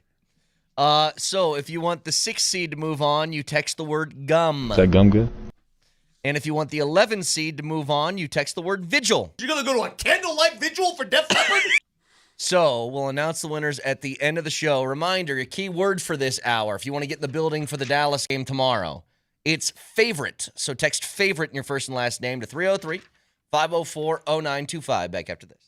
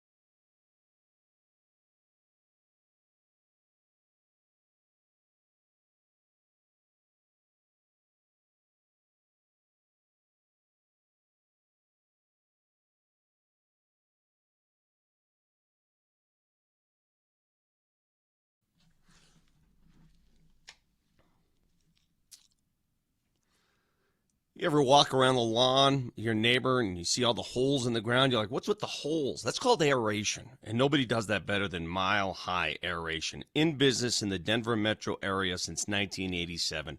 Family owned and operated. And the reason they're the best is because they use heavier machines. And that's very important. The heavier the machine, the deeper the plug. The deeper the plug, the better for the grass, the better for the lawn. They use a special sauce fertilizer as well, full of nitrogen. Get your lawn very green. It's a perfect time to do this. You know, big drought this year. You felt it. We've all felt it. Mile High is recommending a deep plug lawn aeration, as deep as it gets with spring fertilizer. Get it done now. Just go online, schedule your appointment, milehighservices.com, or call them, 303-778-1000.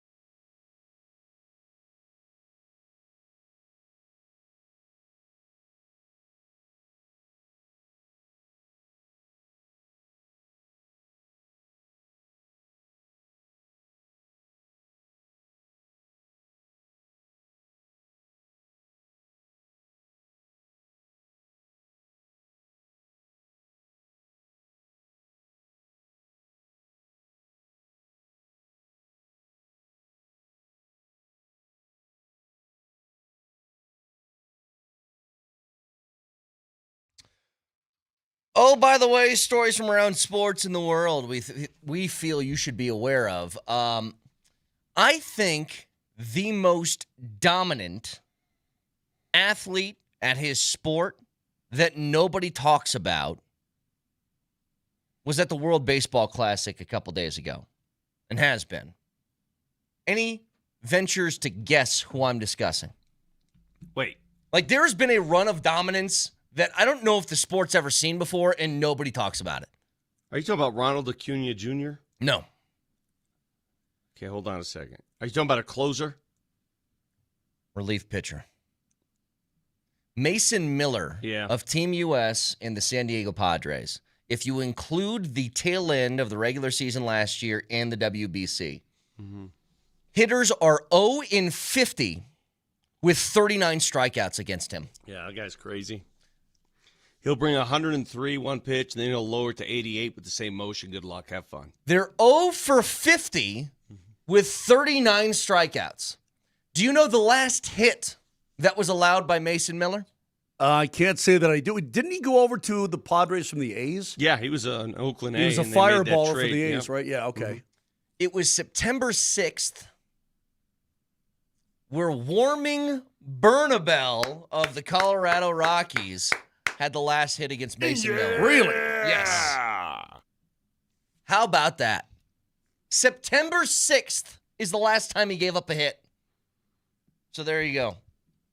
Again, I don't know why this isn't more discussed. It's crazy. Speaking of, by the way, I said this to Moj. Hard to believe. So McKinnon with his goal last night, the only fun thing that happened yesterday, he has his fourth consecutive season of 110 points or more. Who is the last hockey player, Vic, to accomplish 4 consecutive 110-point seasons? Ovechkin or Crosby? No and no. This may blow your doors off a little bit, Vittorio. Wayne Gretzky. Wow.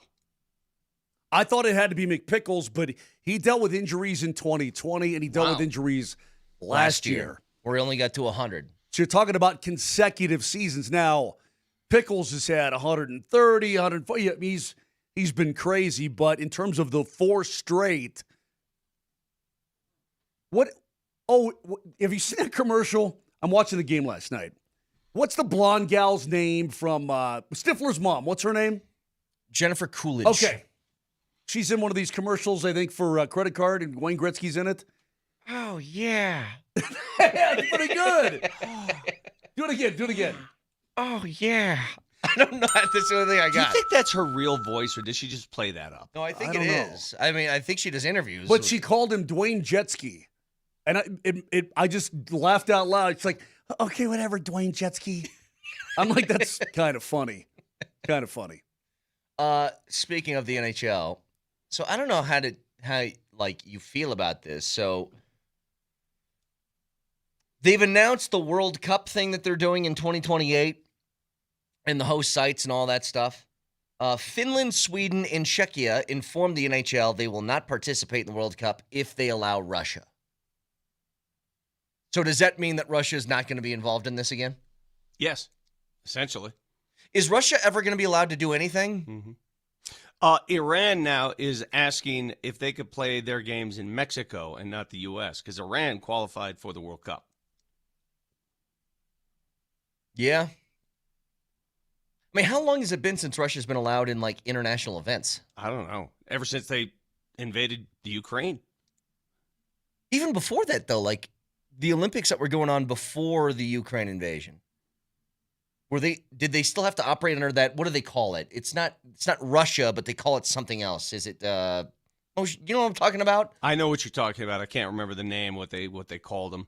Like the Russian alliance. No, it was the United, something. like the United team or something. Or yeah.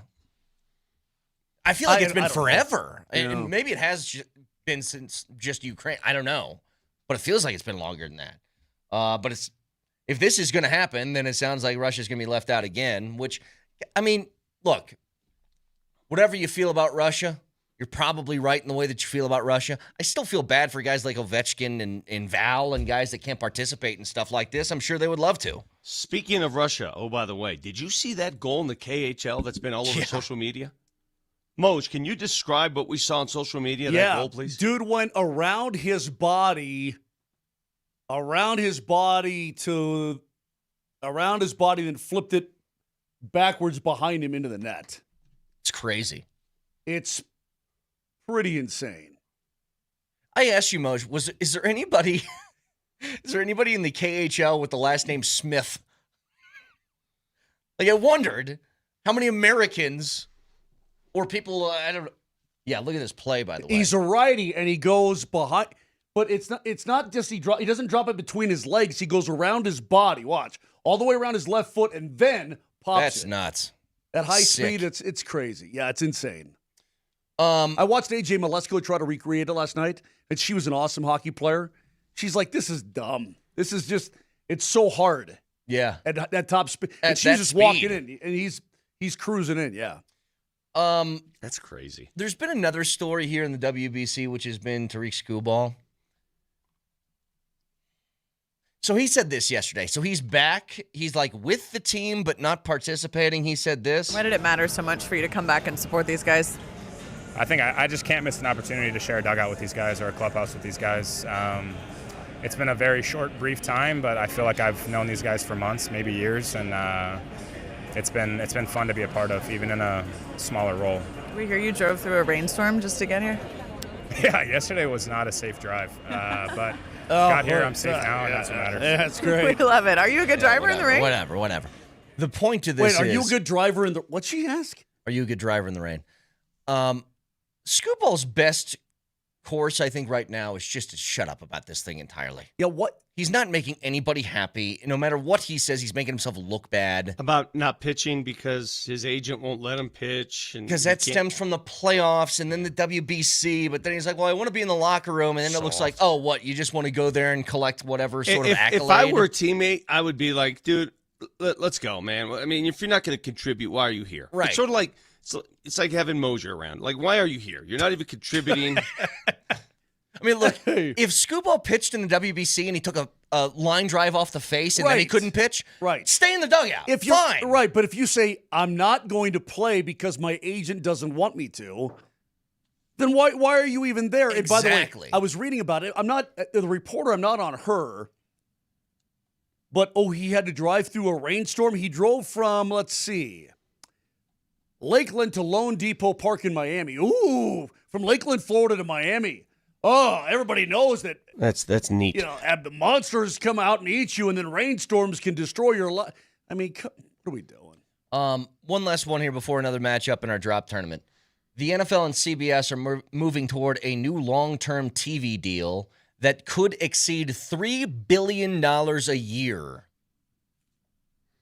And that means one thing, which would be nice. This is going to coincide almost exactly when Bo Nix's contract is up, which means that cap is going to skyrocket, which is good for the Broncos. I saw where the NFL said, look, we're going to open this thing up again. They pay us $3 billion per, or we're opening it wide up early. And yep. I mean, how high can it go? Let me ask you guys a series of questions, as long as we're on this topic, all right? I love this topic because we work in this field. Let me ask you guys these questions, the following.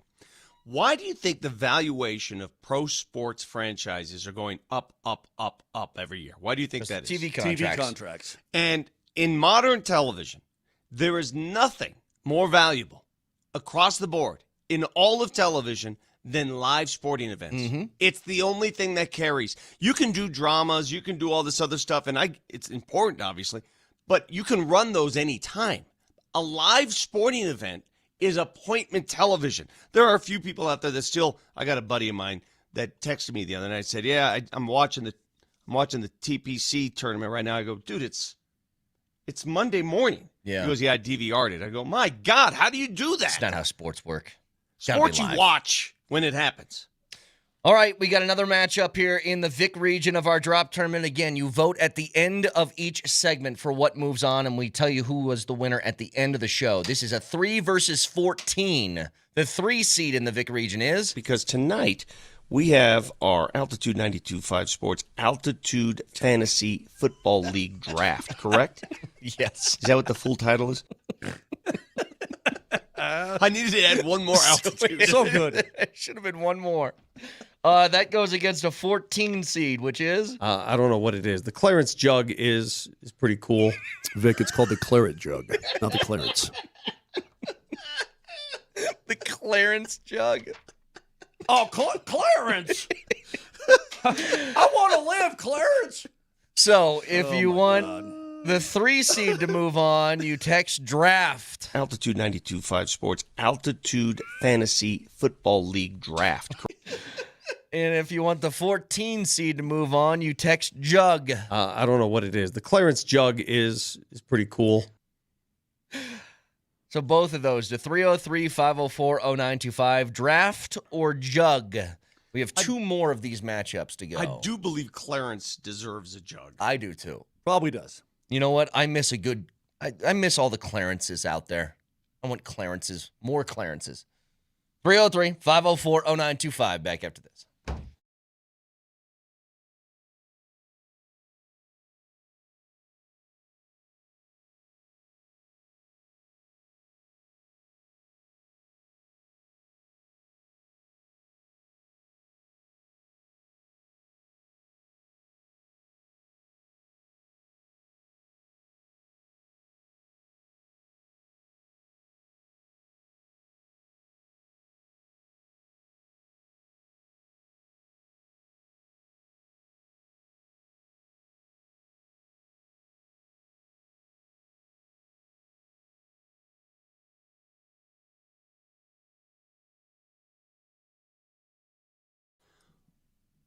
What do you want? Seriously, what do you want for your outdoor patio, for your indoor area?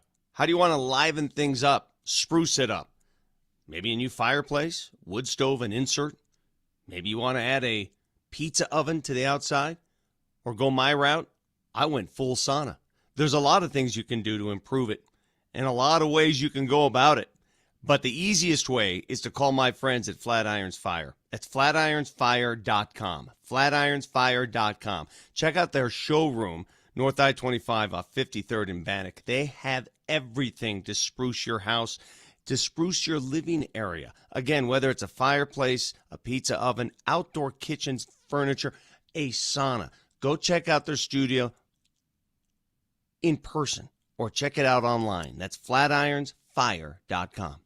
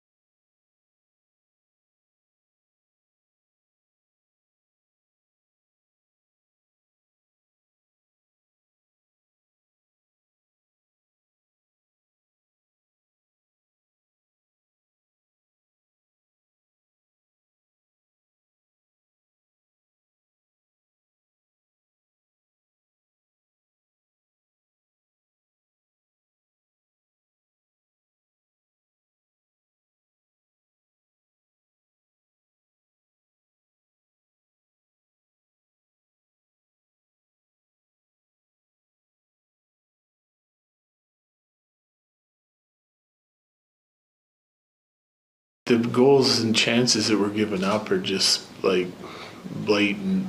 Guys getting beat, guys getting out-competed,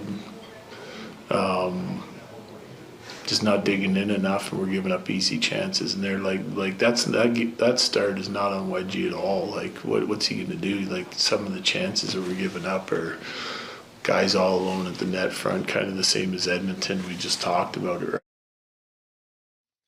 It's been our post game. Miserable yesterday from the very start.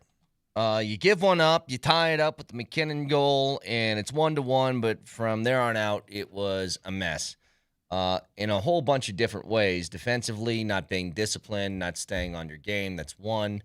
Power play Moj disappeared again last night with multiple opportunities to capitalize. Now, can I say this? As far as the power play goes, it's been more dangerous analytically. It's looked more. The second one specifically I watched, I was like, wow, this looks like it's going to score. And they had a couple very close calls. And then it just sort of, at that point, the game got out of hand. And what are you going to do? But I just saw this tweet. I can't find it now. But according to the analytics, Moj, as far as dangerous chances and how it looks, which nobody cares about, but just to give you the information anyway, they're fourth in the league for expected goals on the power play since the Olympic break. But they are not fourth in goals scored on the power play since the Olympic break. So it's been better. They aren't getting the ultimate result. But last night's not about the power play. It's about what you did defensively. And Nathan McKinnon had something to say after that as well. Listen. Sorry, chemistry matters, and like if guys are used to playing center and filling in and routes, it's no one's fault. It's just different, new teams, and then a lot of different line combinations lately for everybody. So it's hard. It's hard. I mean, it sounds like an excuse. Tonight was just bad too. Like, we just played bad. It wasn't like we were all bad. I thought we had a pretty good start. I don't know. It's one of those nights that just sucked. That's a good way to put it. Vic, even after that first period, you're down 4-2. I mean, Malkin's first goal was terrific, backhander. But Mantha, allowing Anthony Mantha to get behind you. And it was a great pass from Carlson, don't get me wrong. He's an awesome stretch passer. He really is. But he's behind you. Now you're down 2-1. Then Malkin comes in, miscommunication, bad coverage, 3-1. You're like, damn. And then on the Soderblom goal, the guy's 6'8", 250. Taves bodies him up, tries to take him out of the play. Guy's 6'8", 250. Yeah. Third goal of the year for crying out loud, this guy. You're like, damn. But even after all that, Vic, I thought to myself, you know what? This could be a 6-5 game. I mean, they what's his face? Shivlovs had to make an unbelievably fortunate, lucky save to keep it 4-2. It should have been 4-3, in my opinion. I think the Avs wanted to win pretty. And sometimes you can't win pretty. And Vic, that's where I'm going. You have 17 shots on goal officially in the first period. They took one down. You had 4 in the second. And dude, you're down 4-2 on the home ice, and you come out with 4 shots in period 2, 6 in the third. Second period's been a problem lately. Let's go, bro. It's always felt like the second period is a incredibly slow start to the period. Listen, as bad as it went, and it was hard to digest, let's get to this point. If you take care of business tomorrow night and win that game in regulation, last night's forgotten. It is. Sure. It is. It is. However, if you lose, it's compounded. Yeah. I mean, think about the turn of events here. You handle Dallas at home. This is the team that's chasing you, let's be honest. And you do it looking like yourself, then it's a one-off. Okay, that Pittsburgh game was no big deal. But if you lose this game, we'll be talking about the Pittsburgh game and the Dallas game. Still feels like a big missed opportunity because Dallas did finally lose in regulation last night. It still does, but even understood. Even if the Avs had won last night, Dallas loses, it still comes down to tomorrow night. Yes. You know it does. Yes, that's totally true. But I think, again, McKinnon's not incorrect. He was right about a lot of things. He said we weren't good. I mean, we did some bad things. Also, at times we weren't bad. We were actually really good. He's like, but man, our coverage was just like, what the snot? You know, I mean, and he's not wrong with different line combinations. Guys are playing out of position right now. That's also true. You've got some newer guys on the team, and they're going to need a little helping. The chemistry stuff from matters. Guys on the ice. Absolutely. But again, right now, what are you going to do with that 12th forward spot? You've got 3 top 9 forwards out of the lineup, right? So guys aren't – I mean, you've got 4 essential. Maybe if you want to put LOC as a third-line winger, let's say you have 4 top 9 guys out. Can I address So, something? I mean, but guys are – then you have to mix and match. You got to go 11-7 because how do you fit in even that money for a day to play a game? So 2 texts that came in the last couple of minutes. One of them saying that I'm tired of hockey guys never blaming goaltending. Another one says, let's call a spade a spade. The goaltending was atrocious and has been bad lately. Can I just say something about that? I know that even if the goaltending is bad, players are not going to throw their goaltender under the bus.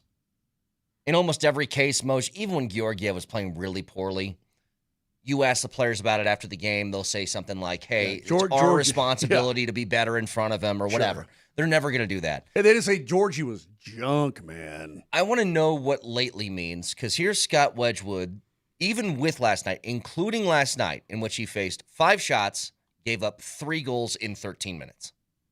Scott Wedgwood, over his last 6 games, has a .934 save percentage with a .177 goals allowed average. Which, extrapolated out over a course of a season, wins you a Vezina. Are you telling me that's bad? He had a bad night last night. If you want to put that on him, then fine. Well, go ahead and do it. Nobody else did. I mean, certainly Bednar did not. But I'm just saying. Brock Nelson did not. Even if you want to do that, if you want to put that on him, he's been excellent. Like, he had a bad night, okay? Even if you want to put that on him. So I think it's just the goaltending thing. It's just like the easiest common denominator you can go to in a loss. It's like, well, it's like when they lost to Winnipeg, essentially Moj 2-0. I know it finished 3-1, but 2-0. It's like Blackwood needs to make saves, or they could score, or that. You know what we've seen too much of in the recent games, especially last night? And you tell me where the problem lies with this. These long tape-to-tape passes by the opposition that cover, I mean, half of the ice. I mean, how do they connect on those? Where is everybody? Well, the one last night, I mean, Mantha's streaking out of the zone. And Carlson is still very, very, very good. That's why he makes, what does he make, 11 per? Whatever he makes. But Vic, that's you're pressing, and you're not recognizing. You're trying to do something too much good. pitching. Yeah, exactly. You're trying to do something good. You're trying to keep something go, and then boom. Mm-hmm. You know, you're not reading where the puck is and who's got it and so on, and you're pressing the situation. I mean, you're down 2-1, so you want to. Or you're down. I mean, it's 1-1. You want to take the lead. You're the number 1 shooting team in the league, and then boom, Mantha gets sprung. You're like, come on, man. Speaking of Carlson, this is what he said with EJ before the game. What's it like playing against the best player in the world, Nathan MacKinnon, arguably one of them? You're one of the best defensemen for a long time. What's going through your head when you're seeing 29 coming at you? Oh, here we go. Thanks for your time. Well, we apologize for the language, but we certainly understand the sentiment. I don't know if that was a direct sort of quote from years ago in 2021 at the outdoor game when Pietrangelo said this during action. Oh, boy. Not much we can do there, Theo. Either of us. Not much we can do there. It's funny. Well, I mean, he's terrifying to have race into your zone, no doubt about it. Yeah. What you try to do as a defender on Nathan MacKinnon, you do not want him to have the inside ice, the middle of the ice. You want to try to push him to the outside as much as possible. Keep him as far away from your net as possible. All you can hope to do, Vic, is kind of steer him in different directions. But look, last night was a bad game. And Vic, I'm completely in agreement with you. You throw it away. It's not like everything that you did last night that was bad is completely fixable and preventable. But that being said, you can't have these up and down porpoise. You can't be porpoising, I get it. Man. But if you beat Dallas, a game that's way more important, If you beat Dallas tomorrow night, right, everybody forgets about the Pittsburgh loss and the way they lost. Nobody cares. It's just one of those games. And if Dallas wins, they forget about getting clubbed at home last night by Utah. I mean, that too. Dallas finally loses. If there's one saving grace in last night, it's that you didn't lose any ground to Dallas, but you had the opportunity to gain a lot more ground with this game coming tomorrow. I want to thank Andy Lindahl, by the way. For? He came to my defense last night on the X machine. I don't know if I can find it. Oh, I can't read. Some guy. Everybody stop. Oh, no. The Broncos are trading for Jalen Waddle. Oh, my. There you go. There it is. There it is. Oh, yes. Denver gets Waddle in a Dolphins 4th-round pick in this year's draft. Miami receives the Broncos' 1st-round pick at 30th overall, along with their late 3rd and 4th-round picks in this year's draft. There you go. There it is. I felt this the whole time. I called it. Knew something I was was in total coming. agreement with you. Yeah, you know, I'll give Powder credit. He's the one who mentioned Waddle over and over again, and the Broncos clearly had an affinity for him. Did you see that Waddle was interviewed earlier this week? And thank God. He's tossing shade at Patrick Surtain, and everybody thought he was serious. I mean, they were teammates together. They know each other very well in college. So here we go, another playmaker to this team. But let me ask you, regarding Jalen Waddle, is he the prototype Sean Payton receiver? No, he's a smaller dude. That's what I'm saying. So they're going outside the box here a little bit, aren't they? He's not the 6'5" banger. He's a speed guy. That is correct. But when you look at his numbers, when Tua was healthy, when you had kind of a healthy or on-the-ball Tua, this guy's a 1,000-yard guy all day and all night. And the last couple of years, it's dipped down because the whole offense has been a mess. This is a big, big, big acquisition by the Denver Broncos. That's what I was waiting for. God, I was waiting for this. And again, it fits the thing that I wanted, which is a proven veteran playmaker where you don't have to wonder what this is going to look like. The 30th overall pick in the 1st round, kick rocks. I don't care about that thing at all. You're going for a Super Bowl. Get somebody that the defense is going to absolutely fear. And what this can also do, it opens up things for Sutton now on the other side where he's not double-teamed every play. And if there's one thing that he can do in one-on-one situations, high point a football and make a possession-type catch contested, like it opens that up. It gives you a little bit more freedom in the running game now because people can't be running downhill every time somebody snaps the ball. Like this fits so many different things. It allows you to be so multiple, too, in your personnel. And you wonder, what does this do to Marvin Mims? Where does this place Marvin Mims? Well, they look the same. I know. That's what I'm saying. You're basically getting a Marvin Mims lookalike, and you're putting him on the field. Maybe you play him with Marvin. Maybe you go, double your pleasure on one side and open the field up for Courtland Sutton. This much we know. The Denver Broncos are much better today offensively than they were 10 minutes ago. Certainly They're are. a much better football team. And not one player makes that big a difference, but you have a player like that now you can lean on, and the way they're going to run their offense, you have to have guys who can go more than 5 yards when you catch a ball. Yes. And he's one of those guys. He's one of those guys. When he catches a ball, he can go to the house. You need house calls on this team. Vic, you are so correct. He has the speed. His route running is very good. He creates separation. But he's also effective on the inside and the outside. I mean, this guy, when you're talking about a 1, this guy for the Denver Broncos is a 1. And he catches the football. And he goes to the middle more maybe than you think he does. I love this trade. So here's what I want people to know about Jalen Waddle. Because they're going to look at his last couple of years. His numbers are going to look pretty pedestrian. And I'm going to remind you, Tua had scrambled eggs in between his ears for the last 2 years. Nothing was working. He was working with Skylar Thompson and guys that they would sign off the scrap heap on random weeks. In the 3 years that Tua was healthy with him, 104 catches for 1,000 yards, 6 touchdowns. 75 for 1,356, 8 touchdowns. 72 for 1,014 with 4 touchdowns. This guy's a playmaker, okay? And whatever you feel about what his role was next to Tyreek Hill in Miami, the one thing that the Broncos needed, it was an absolute necessity.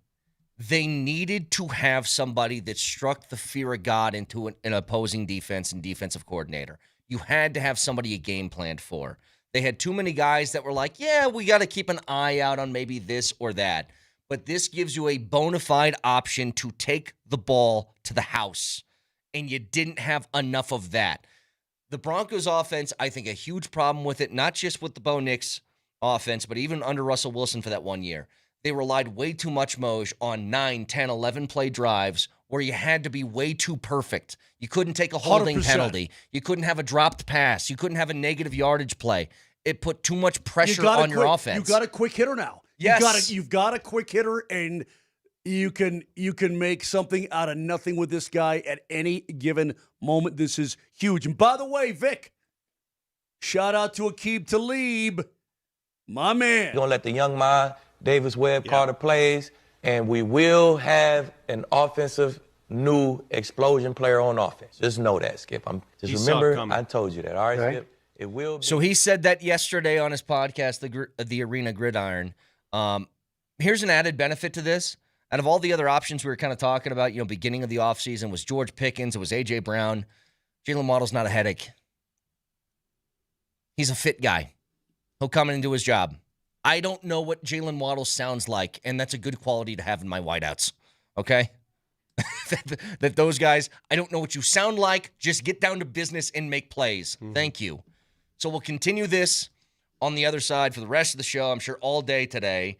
Have another keyword coming your way, but it is drop tournament day. You vote at the end of every segment. We move on to our next one. This is the Vic region, the 7 versus 10 matchup. The 7 seed, Nelly, is? They're not a slow drip offense. No. It's like your coffee maker, right? They're not a slow drip coffee maker. It's not the way they work. It's a squirt coffee maker. Squirt it all out there. Wait, what? There's two type of coffee makers, Moshe. It's the squirters and the slow drip. So that goes against the 10 seed, which is Monte Stebbins.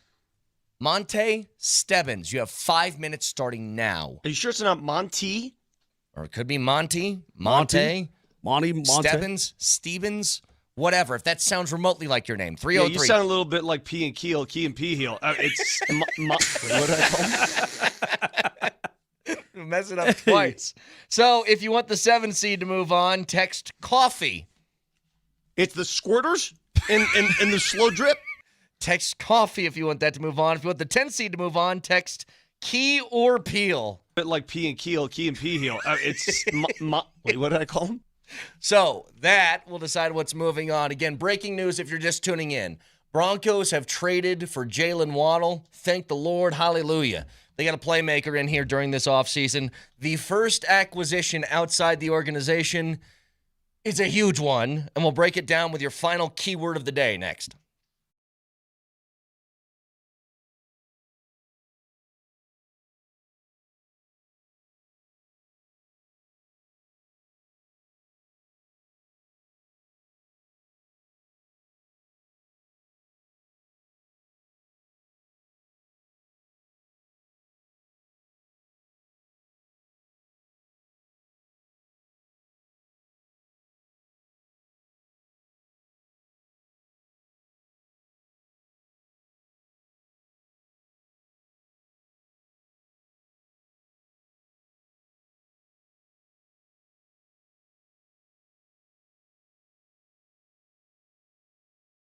Imagine waking up in Breckenridge at your own ski chalet where private mountain living meets world-class skiing, limited, luxurious, unmistakably Breckenridge. Well, the person that can help you figure all of that out is Anastasia Bell. I'll give you her telephone number right now, and I'll give it to you again in just a few moments. 970-968-7646. She's a broker associate with Breckenridge Associates in Breckenridge, and she knows the mountains like nobody's business. Her personal attention to detail makes her a go-to for clients that need that trust and knowledge, and she's been sought out by discretionary buyers from Denver for quite some time. The professionalism is elite, and you need that when you're dealing with mountain properties. So if you're thinking of buying or selling, maybe you want a second home, maybe you want a getaway, maybe you just want to move to the mountains, investment property, whatever it may be, whatever size, Anastasia Bell is the person to help you. Again, that number, 970-968-7646. Remember that name. When you're thinking about a mountain property, it's Anastasia Bell.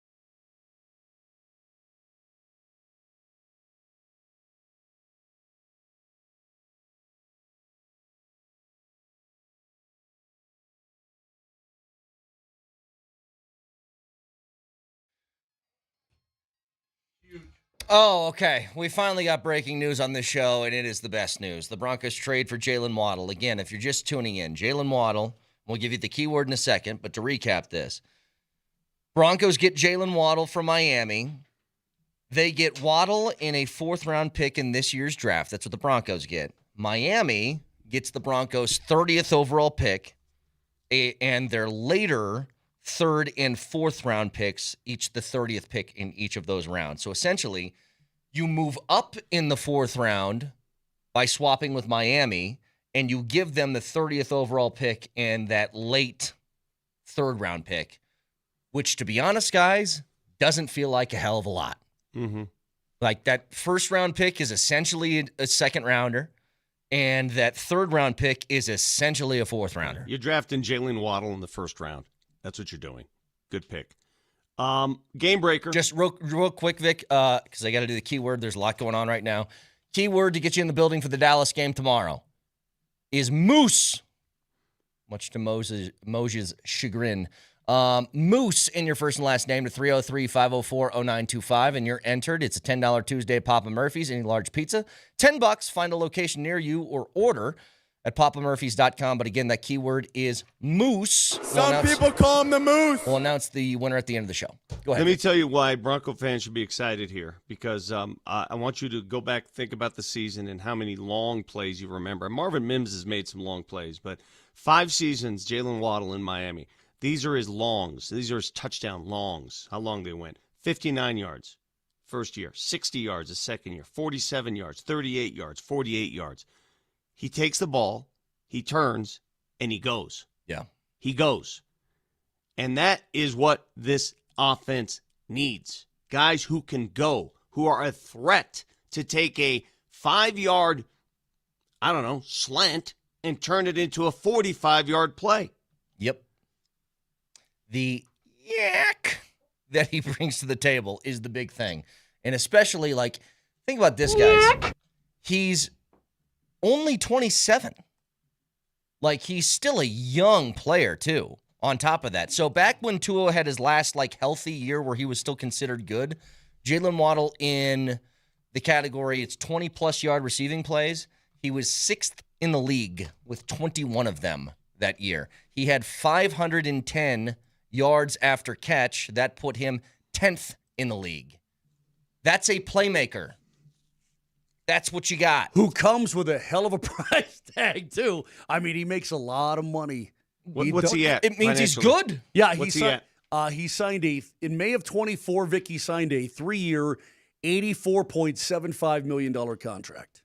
And I don't even think that's crazy. There are wide receivers in this league most making $40 million a year. Agreed, but I think that shows you how good this guy truly is. Yeah. I mean, this is a dude. The surprise to me is just it's sort of the anti-Sean Payton receiver in terms of size.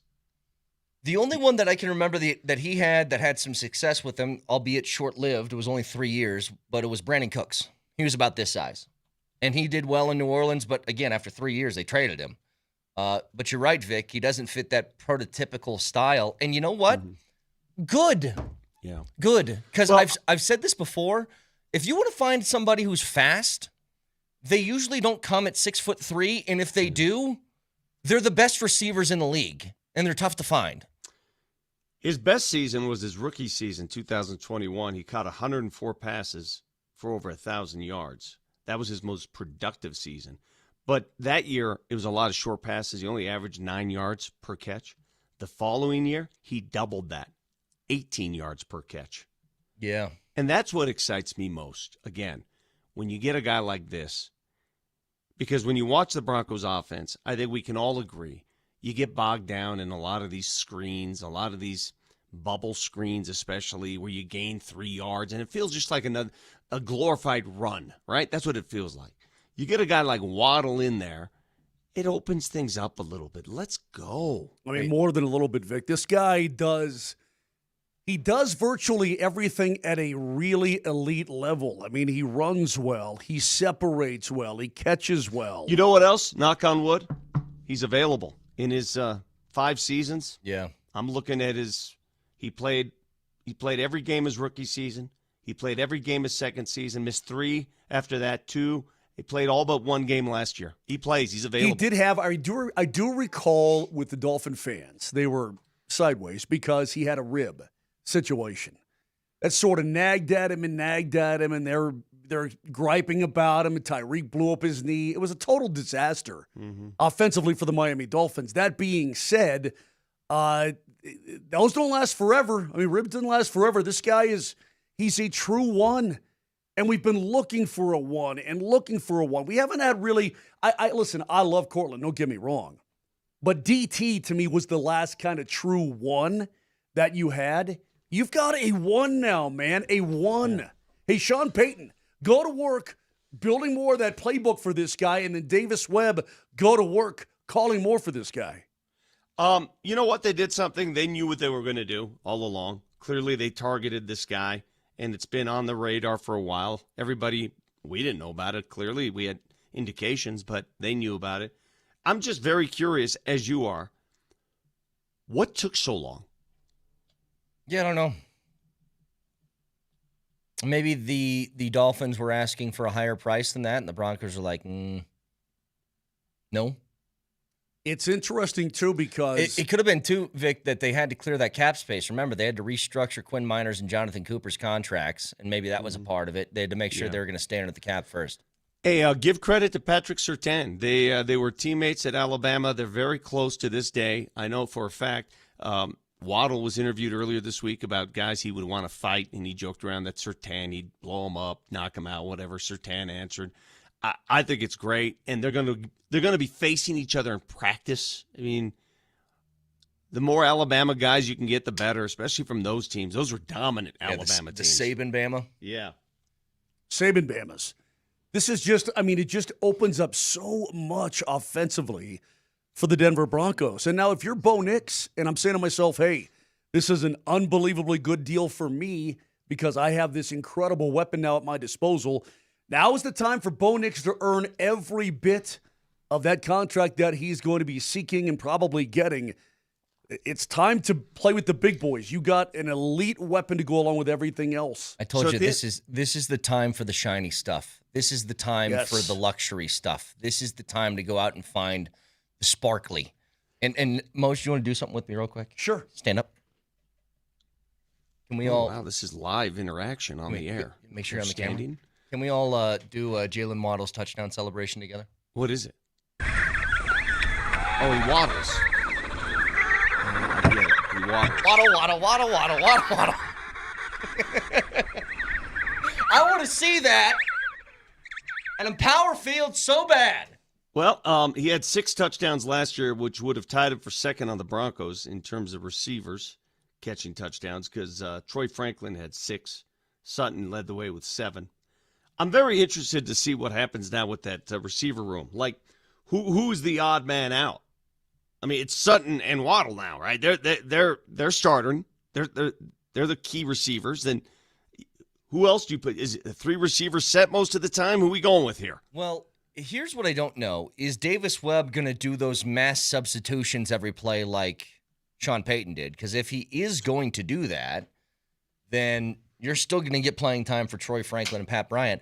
I'm more curious what the hell this does for Marvin Mims. Well, I think Marvin Mims is going to focus on special teams. Just don't if I were Marvin Mims, I'd focus on going to a team that would use me and use my speed. And again, somebody said, somebody says, what exactly is everything else you're talking about? Well, I'm talking about it's going to take pressure off the running game. So if a healthy Dobbins stays healthy and RJ can grow, that's huge. Now, they still have to address the tight end. They may do that in the draft at some point. But, how much pressure is this going to take off Courtland Sutton? A lot. A lot. And by the way, they're whoever that was, Courtland Sutton's still really good. I am befuddled by you have a Marvin Mims who's already proven he can make big plays. He made big plays in the biggest games. He did so in that divisional playoff game against Buffalo. You don't beat Buffalo. You don't have a chance to beat Buffalo if not for Marvin Mims. Nope. We've seen him. We've seen him do it. Why not have more of that? Well, this is my one question. See, it is weird, Vic, because it feels like Mims plays a pretty similar style to Waddle, but it depends on what Davis Webb wants to do. Who are the top 2 wideouts in Miami over the last 4 years, 5 years? Hill and Mims. Hill and Waddle. Well, Tyreek only got there a couple years ago. Are either of them 6 feet tall? No. Was their offensive effective when healthy? Well, yeah. I think the Broncos saw it to the tune of 70 points. Yeah, when Tua was actually not messed up.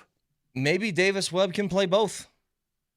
Maybe he doesn't have that sort of hang up, the same thing that Sean Payton does. Maybe you could see a Sutton, Mims, and Waddle on the field at once, because that sounds pretty dynamic. That would be awesome. If you could, that would be awesome. So I'm just saying, I think what this opens up now is a whole bunch of possibilities that did not exist prior to that. Well, he's a 1. He's a playmaker. As you talked about, he's a shiny object. He's a force. He's a game plan against kind of guy. You didn't have that. Yeah. And now you've got that. That's huge. So we'll break more of this down, all the other shows as well. You can head over to altitudesportsradio.com/notabracket and you enter the coolest contest in March. All you need to do, pick 5 teams and you're entered. That's it. The lower-seeded teams are worth more when they win games, and this year's winner gets a pair of tickets to a catered suite to the Nuggets' first home playoff game. You get dinner for 2 and an autographed Jokic jersey. It's all powered by Groove Toyota. Start here, go anywhere, on Broadway in Inglewood or online, groovetoyota.com. The tiebreaker is the earlier entry, so enter now at altitudesportsradio.com/notabracket. And because it is our drop tournament, coinciding with all of this. One final matchup in the Vic region today. 2 versus 15. The 2 seed is... Well, this is beyond fish. This is alien crap. So, like, here's your ear, and then there's an eyeball here looking Hammer that shark. way. Hammer shark. Hammerhead? Yeah. Hammer shark. It's a hammerhead. Yeah, whatever. Hammer, shark, it's all the same. Yeah, you knew the reference, correct? Did you know the reference? Hammer shark. Hammer shark. Hammer shark. That goes against the 15 seed, which is... Vic, you remember the tearaway jerseys? Mm-hmm. They were awesome. And the Eagles had the mesh. They had it here was all, and then here was all mesh. All right, Grandpa, let's get you to bed. That's a strong 15, That's man. a really good 15, man. That's really It's going to get obliterated in this, but that's a good 15. I don't know, man. That's quality. To have that 15 go against Hammer Shark, that's a pretty good matchup. So you vote on the text line to what moves on each day at the end of each segment this week. So the 2 seed, if you want that to go on, you text Shark. Hammer shark. Hammerhead? Yeah. And if you want the 15 seed to move on, you text Grandpa. Was all, and then here was all mesh. All right, Grandpa, let's get you to bed. So we'll announce these winners at the end of the show. Oh, my goodness. Thank God something happened. The Broncos acquire Jalen Waddle for what is essentially a first and a third, if you're paying attention at home, which is kind of like a early second, early Who fourth. cares about the 30th overall pick, baby? I agree with you. We want to win right now. I agree with you. And who knows? Maybe they're not done. Maybe they got more things to do. Done. I don't think they're done offensively. Well, they certainly have to just expand the roster to have enough guys, like the 90-man camp that you're going to have. So they're going to bring in more Tight people. end. We'll see. Get me a TE. If that's all they got. So And now they have some tradable pieces. I think you got one extra receiver. they could. So more can be done. But Jalen Waddle, a Denver Bronco. Back after this.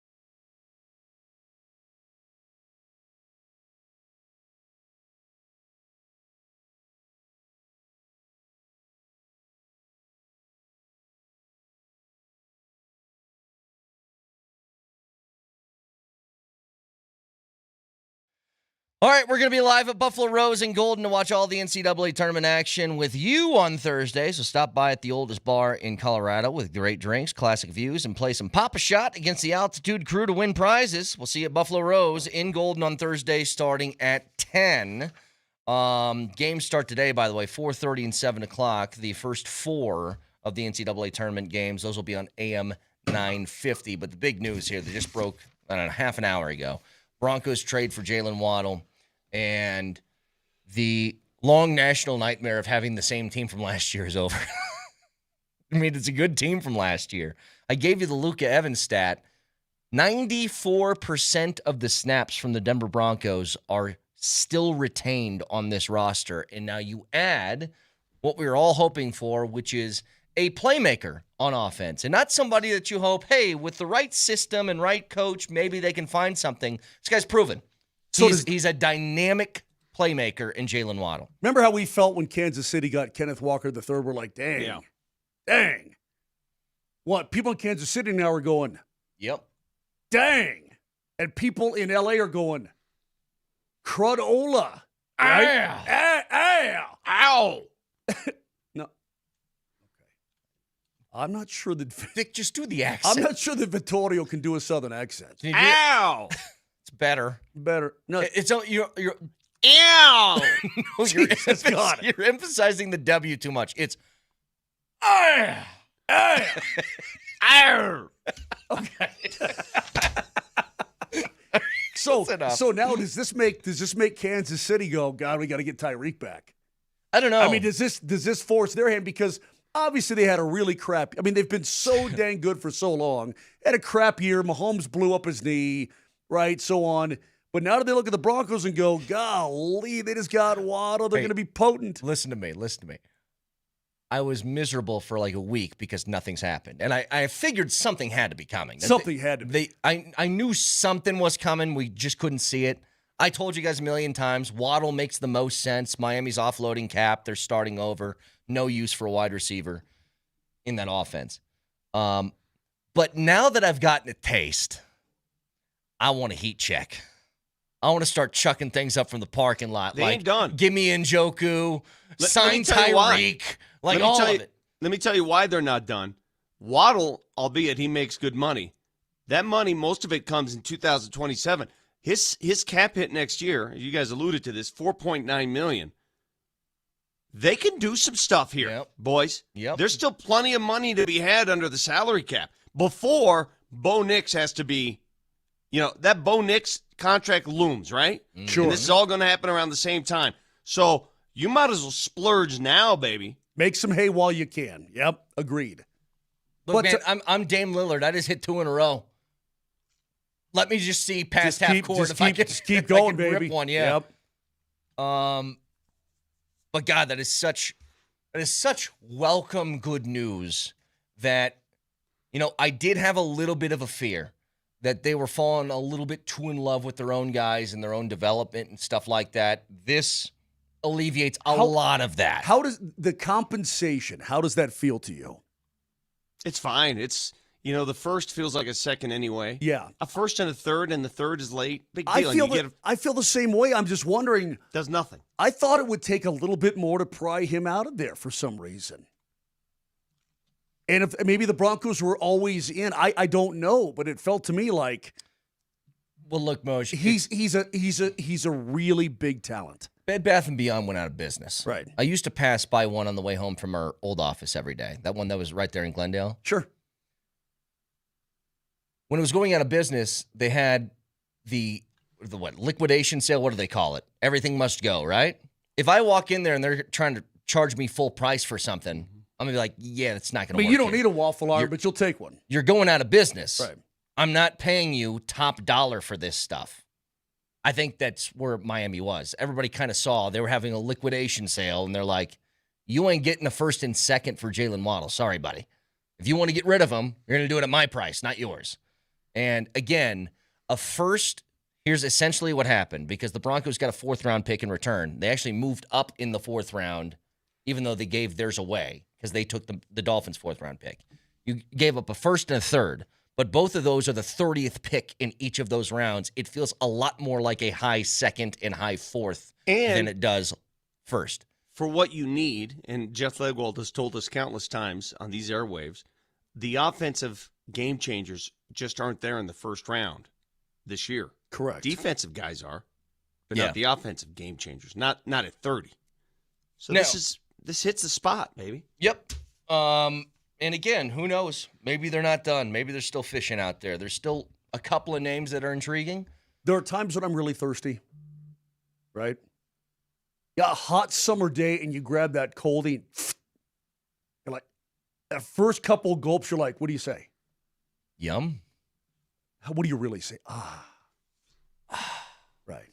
Oh. Ow. Dude, I can give you 27 more cracks at it. You're not going to get it. No. Why can you not make sounds like that? Why can't you make a Southern accent?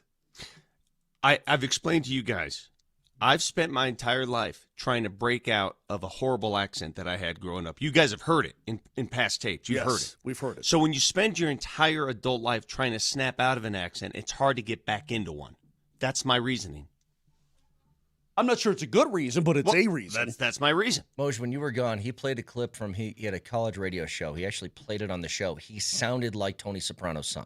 I know. He knows. Do you know how hard it is to snap out of a lifelong accent? I'm sure it's awful. Yeah. I mean, what's it like for you being so corn-fed? Snap out of your accent. That's the great thing about Nebraska. It doesn't have one. Perfect American English. Right.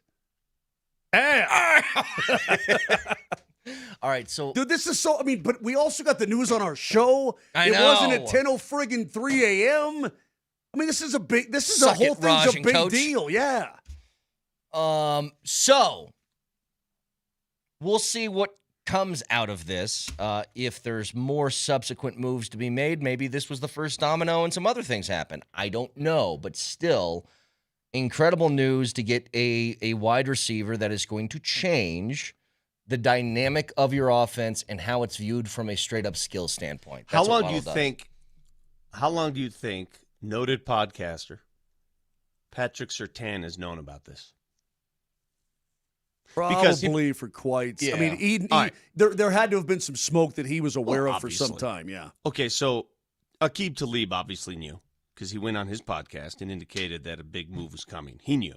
And he probably got that information from Patrick Surtain. And other teammates, people talk. They knew. I'm just curious how long they've known, how long they've kept this under wraps. Probably a minute. Yeah. They've known for a while. Now, before we get to the business of the drop tournament and announce the winners, let's get to the winner of the tickets to the Dallas game tomorrow. Ooh, baby. Lucky winner is Riley Martin. Congratulations, Riley. Pair of tickets to the biggest regular season game for the Avs in some time tomorrow at Ball Arena. Riley can be a he name and a she name, right? Both. Yeah. Yep. Now, Riley's kind of a good name. Let's see who's moving on in the Vic region of the drop tournament, shall we? Nelly monitors the mistakes in today's Fact Checker. Fact Checker. Presented by Backus and Shanker, serious lawyers for the seriously injured. For the Fact Checker, let's combine segments here. It's a segment within a segment, Brett. Let's run through these winners here. All right, so we start with the 1 versus 16 seed. It is Mary Had a Little Clam versus you drop your keys and go, The winner, they're 10 clear of the next closest team, who is Houston? Detroit? Mary Had a Little Clam? Yes, Mary had a little. Yeah, I'm sure she did. So that moves on as the 1 seed. The next matchup. How old is Alvin Kamara? Vic asked today. That is the 8 seed that goes against the 9 seed. A name that you would call a baker would call his wife, and Vic said meatloaf. The winner, resoundingly, is name something in a bakery a baker might call his wife. What? The hell does that mean? I don't even know what that means. Something in a bakery a baker might call his wife. Meatloaf. Hey, Meatloaf, give me a spatula. So that 9 seed moves on. The 5 versus 12, Vic always comping hogs versus Moser stopping a wet fish. The winner, resoundingly, is... Come on, Moser. It's not a huge thing to me, but I do think it matters. You're being a wet fish, and that's fish, P-H-I-S-H. He tried to get out of it. Yeah, he tried to save it. That one was actually close, by the way, separated by just a few votes. So the 12 seed, our first upset, moves on. 4 seed versus 13. Chat B. Chi versus Vic saying, I'm stuck with the gimp. The winner is... And now I'm stuck with Gimp over here. Jesus. Good Lord. She can hear you, dude. What are you doing? I think that deserves more play because that's Gimp is my wife at the time. Yeah. I just underwent knee replacement surgery. She's still my wife. I was going to say, my wife at the time. Don't call me that. You ever seen those videos of those guys introducing their wives or girlfriends as my current wife? Yes. All right, so Gimp moves on. The 6 versus 11 seed. Is that Gumgood versus Moser going to a candlelight vigil? The winner is... Well, I think that, obviously you want to win Game 5. Is that gum good? Damn, it's too much in my mouth. Huh? It's too much. Oh, wow. I don't like the results of that one. I thought the candlelight vigil rant was much better, much more pronounced. Next, a 3 versus 14. The Altitude 92.5 draft, fantasy draft, league draft on Altitude versus the Clarence Jug. And this one was pretty surprising, actually. The winner is... I don't know what it is. The Clarence Jug is pretty cool. Vic, it's called the Claret Jug, not the Clarence. So that's a 14 seed That's that a made big it through. upset, man. That's a soft spot for people that want Clarence to have a jug. Yeah. The 7 versus 10. The Squirter Coffee versus P and Keel, Key and P Heel. The winner. This is the biggest, lopsided one yet. Go ahead. There's two type of coffee makers, Moshe. It's the squirters and the slow drip. Jeez Louise. And now the 2 versus 15 seed. The winner by far between Hammer Shark and Let's Get Grandpa to Bed is... Vic, you remember the tearaway jerseys? Mm-hmm. No way. They were really awesome. And the Eagles had the mesh. They had it here was all, and then here was all mesh. All right, Grandpa, let's get you to bed.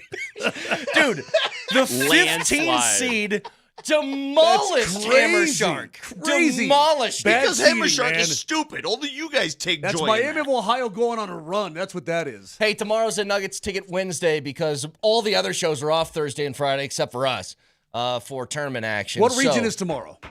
Tomorrow is yours. It's the Moser region. Oh, God, no. So we'll get to that tomorrow. Again, huge news. Broncos acquired Jalen Waddle. Talked about all day today. Keywords for you to go and have a chance to win a pair of tickets to the Dallas game tomorrow. What a day. Broncos fans, let's get it on. Broncos country, let's waddle. Don't even start that crap. Sorry. Go get that Clarence jug. Right. And with that, we'll talk to you tomorrow. Get Have to a bed, wonderful Grandpa. Tuesday.